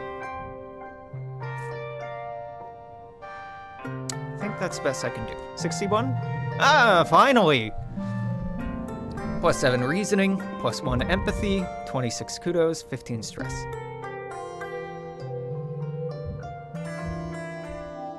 Weight dust. Alright. Tell me about the empathy perk. What do we get? Pay to remove cards in the quarter spa. Huge. Fucking huge. Alright, so, the spa, we should have unlocked a long time ago. A long fucking time ago. For 50 kudos each, which ain't nothing, you can remove cards. So, like, when we had the old 0 value cards, I could have upgraded them for 20 or 25, or removed them. So you can make the choice when you have kudos. Right now, I really want to save up for that fucking fidget spinner. You can either visit the gym once you unlock it to spend 100 to turn a 2 into a 3, or spend 50 to just get rid of these 2s. It's an interesting system. Alright, so empathy's at 33. Let's just keep fucking doing reasoning, my guy. Tutor them kids! Tang flags you down in the hallway. Oh, so I want to say, you have a moment? You go on an expedition sometimes, right? At least far more than I do, or would ever wish to do so. So would you mind doing me a favor? Of course. It's a small thing, really, and I'm to understand it's not terribly dangerous either. I simply need you to bring me some hot eggs next time you come across a nest out there. I'd ask Dis, but, well, she makes an evocative, dismissive gesture. I'll keep an eye out for them. So I ask, Tang replies primly. They're quite common, if the reports from foragers are to be believed. They tell me they most commonly find nests in the Valley of Vertigo. It's positively lousy with them. Yeah, sure, I'll help you work on the genocide that you're doing. I mean, the genocide that you're doing. I mean, the what? Huh? No, I don't know anything. There's no... god. Give me a 4. Fuck! I can't. Wait. No, I can't. Fuck. Frick. Dude, frick. Okay, I mean, that was good enough. I hit the super goal. Right,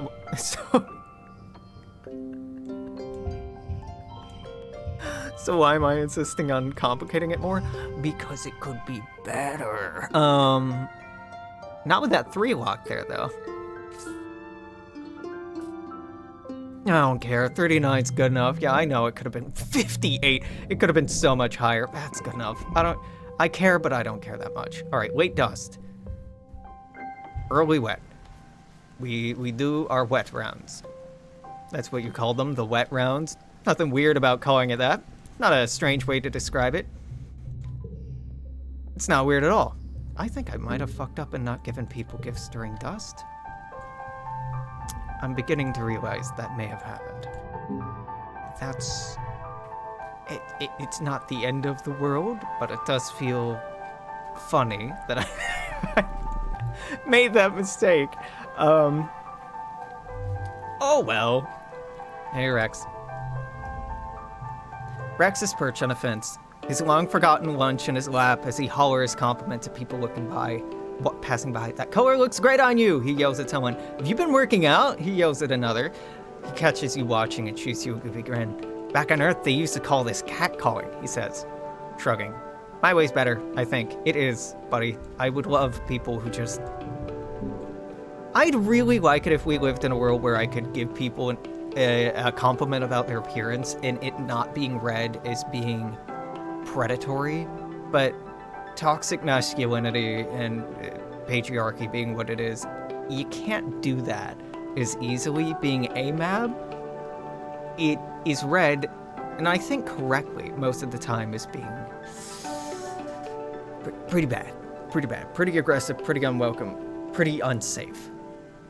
Rex peers out from under an awning at the torrential rain. I learned my lesson from last year. If I go out in that, I'll smell like wet dog for hours and hours, he pouts. You know anything fun we can do while we wait for the rain to stop? Stick for dog. Stick for dog. There we go. Mars? Don't touch me, Mars orders, raising her hands in the air. I just did my nails, and if you mess them up, I'm going to scream until the adults come and throw you into space jail for crimes against sophistication. That's a mood, honestly. After getting your nails done, you don't want to fucking touch or do anything. This, how we doing? Anything new, buddy? Nope. Nami, have a shiny rock. Carry on. I should pay more attention when people's birthdays are and not always give things out on the 1st. I'm being a little suboptimal, but that's okay. That's okay. I am popular. So we should do a kudos event. One, raising organizing, reasoning, creativity, persuasion, or empathy. Reasoning is almost to another. I think we just keep tutoring, which is ridiculous and is not how I saw this year going. But tutor. Nami needs help studying in their physics class. They have this idea that they want to be an engineer when they grow up because they like robots and holograms, but they're having trouble actually learning engineering. Nami pulls up a practice test in their holopalm. The Earth textbooks are full of this kind of more dull rote learning, useful for finding gaps in your own knowledge. For Nami, though, the gap seems to be everything. Oh, I'm hopeless at this, they exclaim, tugging at the ends of their asymmetric haircut. There's gonna be so many numbers and formulas, I don't know if there's gonna be this much math and engineering. I have to figure out what I'm doing for my project. They continue, I want to code a chatbot, so I want to say it next week. How do I get from here to there? Let's take a look at this test, or you need to take the course again. Let's take a look at this test. Only 20% correct. Oh no, some of their answers are embarrassingly super wrong. Too, Nami's final project is due next week, and you have to crunch a whole course load of info into their head and leave them enough time to write their bot. Can you do it? I can. I'm built different. I'm a perfect teacher, reasoning of at least 50. Nami doesn't have a head for numbers, but they can take anything and turn it into a story, so you just have to apply that to the study of engineering. You encourage them to think of it in a different way. Yeah, there's a lot of rote memorization at first, but once you understand basics, engineering's all about creative thinking. Teach Nami how these test practices are built like a story. There are clues in the questions that help you solve them. Reading ahead can give you hints to the answers of earlier questions. With that and a few mnemonics, Nami starts getting better results on their practice tests. This shit worked for me. I did this intuitively, but yeah. There's a logic if you look for it. Thanks for helping, Solana, they say. Let's be honest though, I'm doing okay on these practice tests, but being able to pass one standardization test doesn't mean I'll be a good engineer. You protest that this toolbox of skills will help them with any engineering problem. They just shrug and smile. I'm gonna try some other things, they say. Maybe there's something I'm naturally good at. Being fucking adorable, got him. This is the worst place for the Shimmer Cure. Who hurt you? Game, who hurt you? Why are you like this? What the fuck? What? Why? Why? 55 is the best we could do? Oh, I assumed it wasn't. Okay. Get some reasoning, get some empathy. So, I think we might actually want to do engineering. We need to do robotics. We need to do engineering because they're end events to both that I think are important. So maybe I should have been wasting time doing those this year? I don't know, we're still young, we still got time. I need to do those before we're done, but I can be optimal on the way there. Midway. New perk? Play fairy sometimes helps play the best hand for you. It doesn't. It's a fucking lie. It doesn't actually help very much. Okay, so organizing would be our next closest bet to level. Creativity and persuasion are fucking nowhere. Reasoning's at 60. Is that high enough for you? No. What do I need? 80. Whoa. Okay, I probably want to rest next month. I mean, I don't have to. And then sneak out? I mean, I don't have to. Yeah. Yeah, I don't have to. Fucking hell, I don't know what to do. Creativity, persuasion, and empathy are so important. We could study humanities to boost those. I don't really want to do that. I want the skill boost. I want the skill boost, but I don't care about the events, is the problem. I care about the events from engineering and robotics.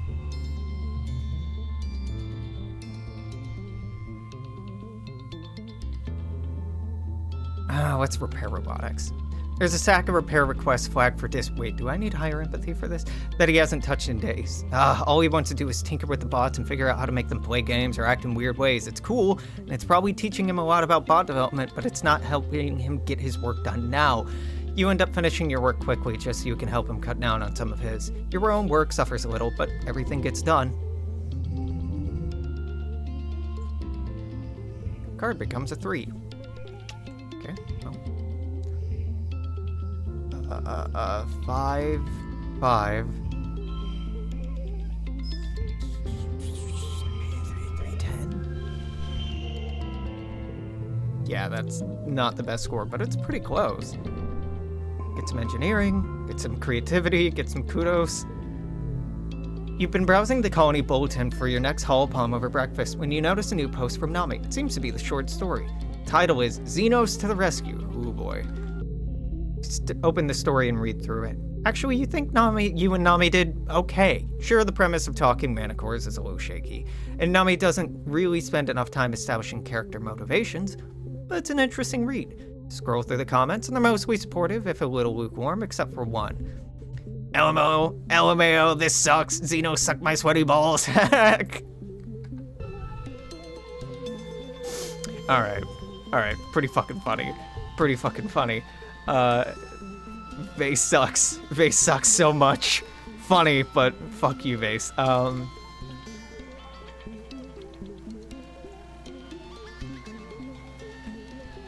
let's do engineering next. I don't know if I can keep hammering away at robotics and just finish this, so I'm gonna pivot between the two. Yeah. Nami's messing with one of the harmless little vacuum bots when they realize that the collision detectors can be disabled, making them into tiny gladiators. You and some students all hack your own vacuum bots and form a sort of robot battle arena before your teacher puts a stop to it. Why would they put a stop to it? That fucking rocks, dude. It's cool as hell. Here's a 6. Here's a 7. Values wild. Keep between rounds. Okay. 4, 5, 6. What? But this isn't the... Oh, it becomes a 3. Right. So this might be the best I can do. 4, 5, 6. Yes. Yeah. Nope, 51. Well, 51 if I had used the card I don't want to use. Get some engineering, get some reasoning. Tiny amount of reasoning, tiny amount of friendship.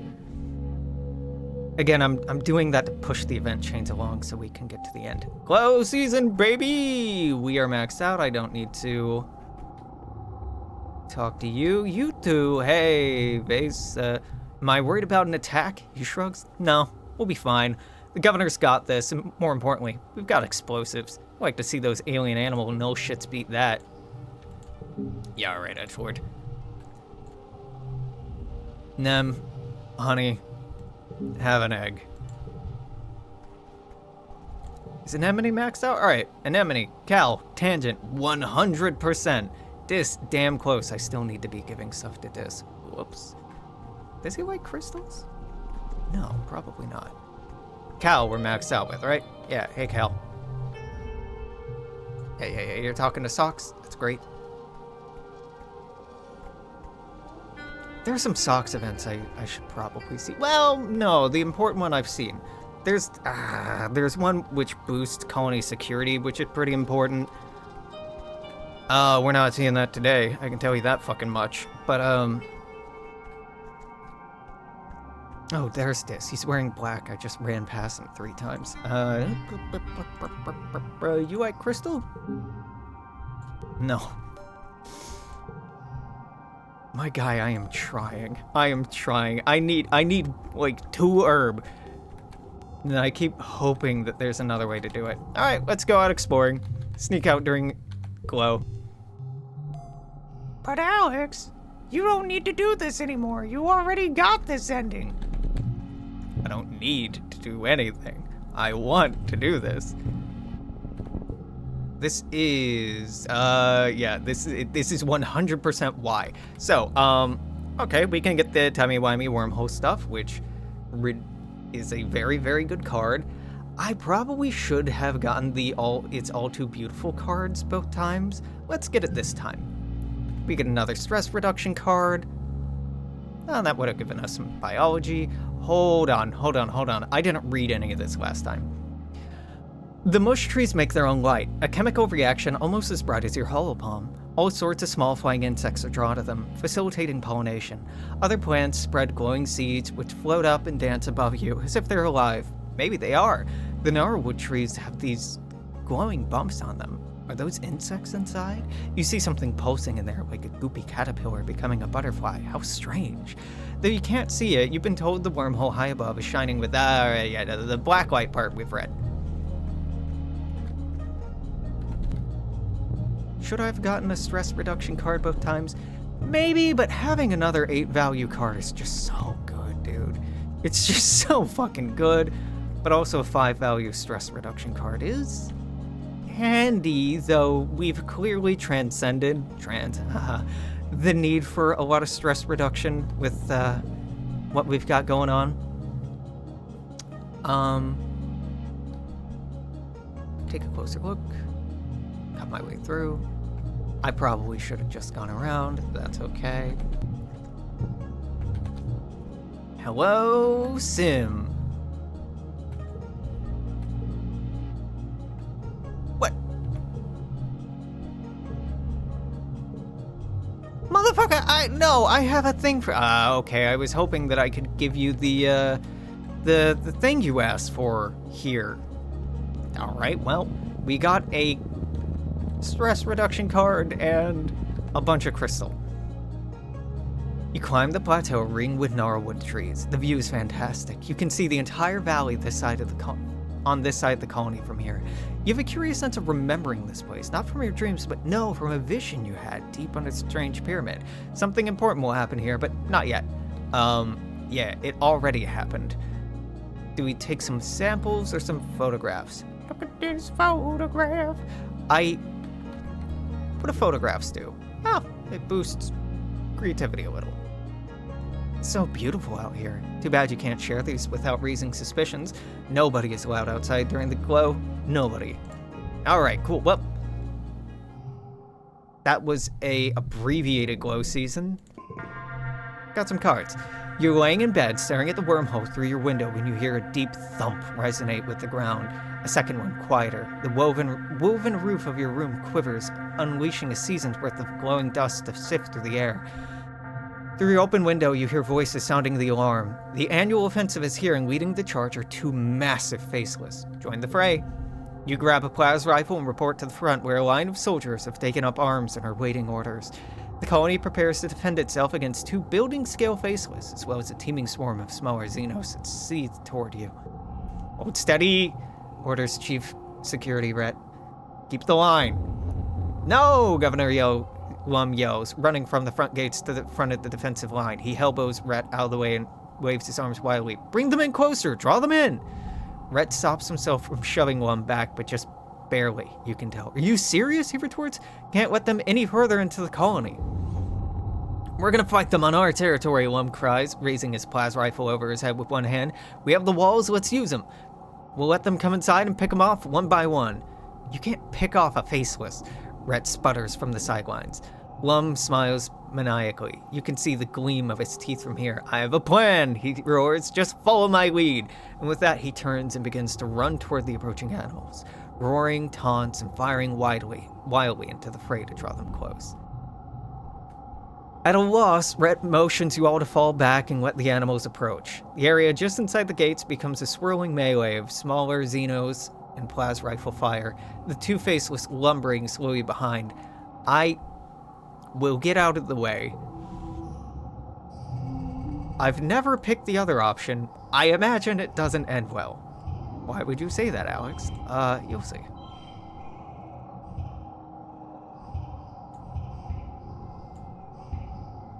Wait, you're a 7. Why do you get a +2? I'm so confused. This has fucked me up so much. I'm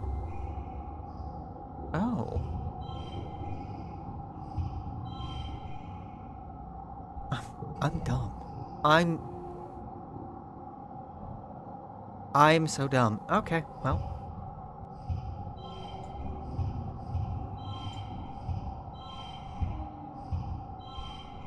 C'est la vie. No.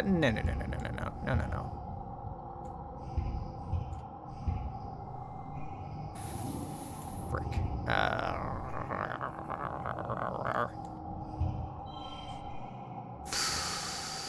I could do a 6, 5, 4, 3, 2.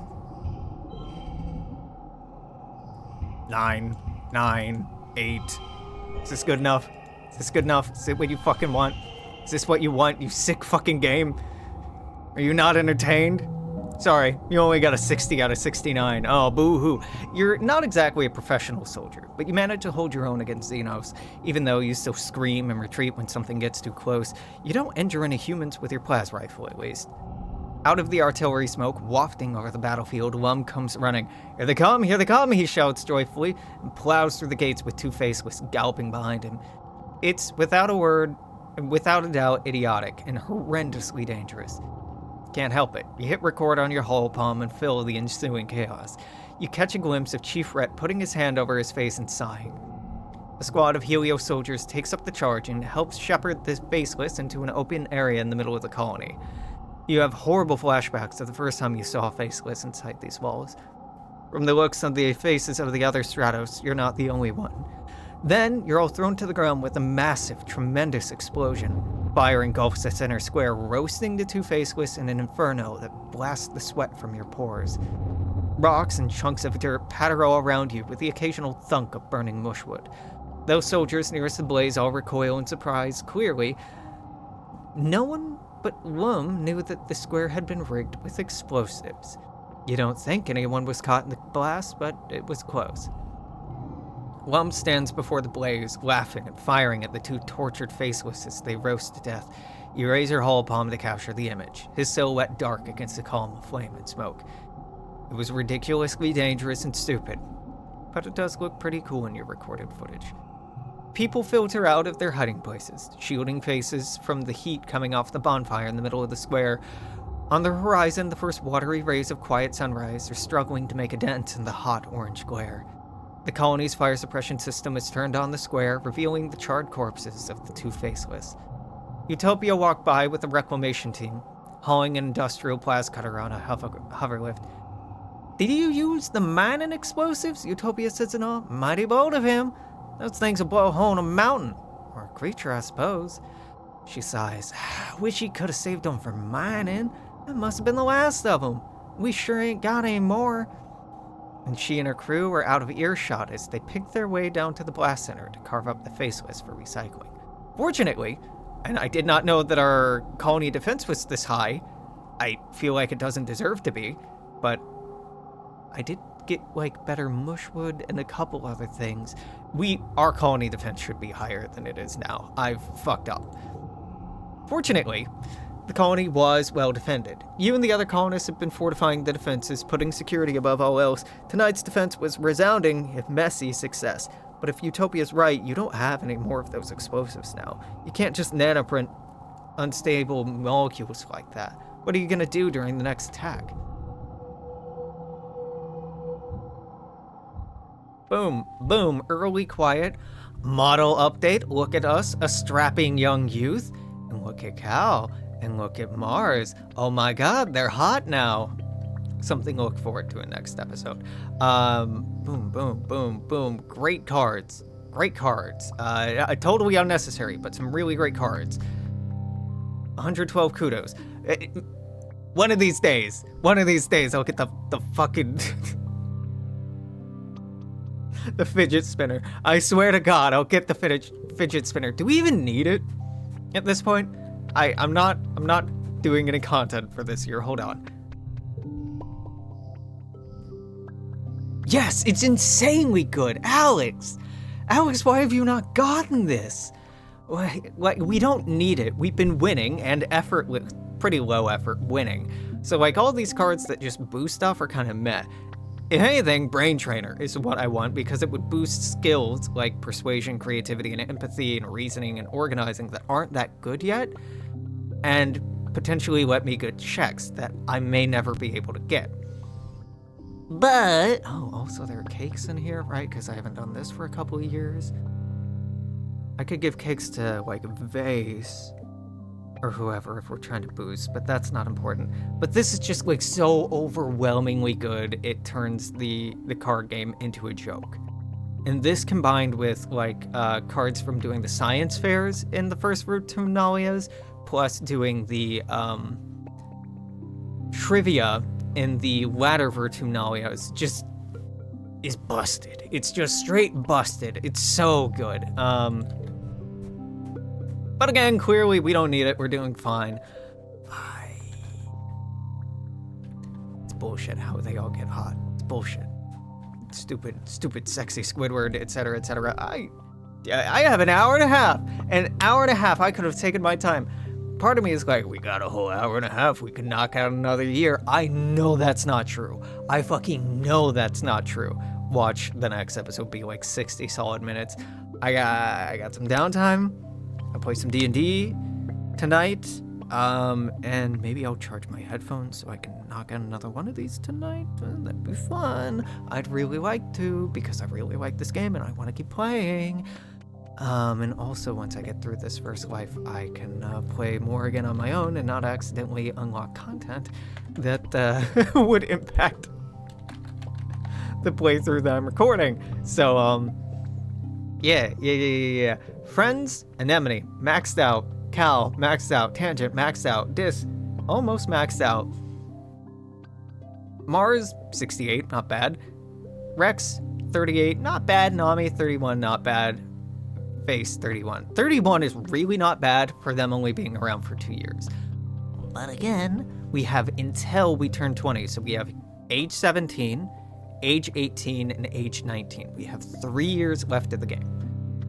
We have 3 years to turn this 31 and 31 into a 100.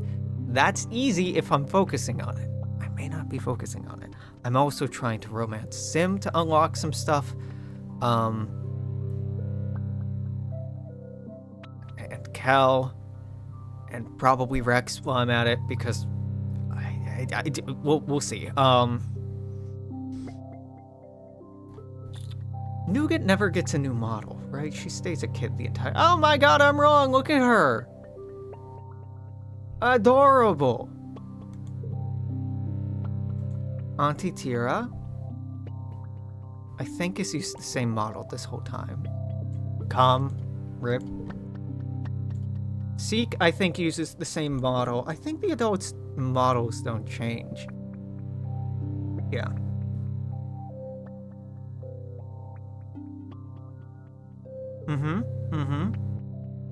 Vase is 20. Vase is 20? When we're 17? So he's 23 by the end of this fucking thing? Man, what a piece of shit. I was gonna say, he's younger, so he gets away with it. Nami is younger than us. Nami's only 15. They're a quirked up little youth. Look at these shoes. Look at these shoes. Those are crazy. Crazy. Cool as hell. Crazy. Rex, 17. Awu. Tammy. In a later run, we'll see you grow up and be a big sweetheart, Tammy. But not now. Mars, ma'am. She's leaning socialist right now. We're gonna keep moving this. I love how you can see these bars for her. She starts out like hard capitalist and then realizes, oh no. Shameless augmentation. The augmentations are so cool.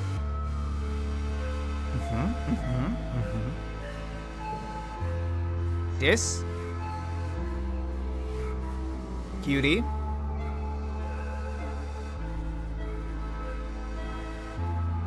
Really can't figure out what the fuck else he likes. Tangent. Hot damn.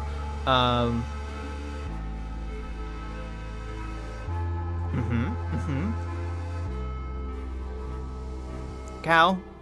Objectively very attractive, not my type. Which is weird to say, because he's incredibly hot, not my type.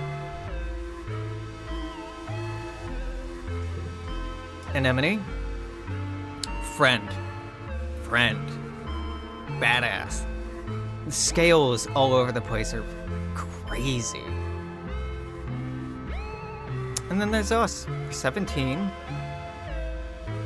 We stay calm when others get frazzled. Yeah, I said what I said, frazzled. You're a keen learner thanks to hyperactive neurons in your brain. Creatures are no mystery to you, and your keen eyes can find other things other people miss. Is that because I hit these two first? Where's my engineering and my engineering knowledge? Or my bravery? I forgot that we maxed out bravery. Goddamn, we're brave. Engineering, biology, perceptive. It's very weird that I'm going for the ending I'm going with. That's okay. You can focus on toughness and combat next time. We're about to unlock a very cool area. Yeah. We got some cool shit in store. I want to keep playing. Clearly, I'm talking and not wrapping things up, but I need to not, because there's just not enough time to do it, and I don't want to truncate an episode and have a half-year episode. So tonight, we'll find out. Till then, I'm gonna say toodaloo. Take care. See you then. Bye-bye.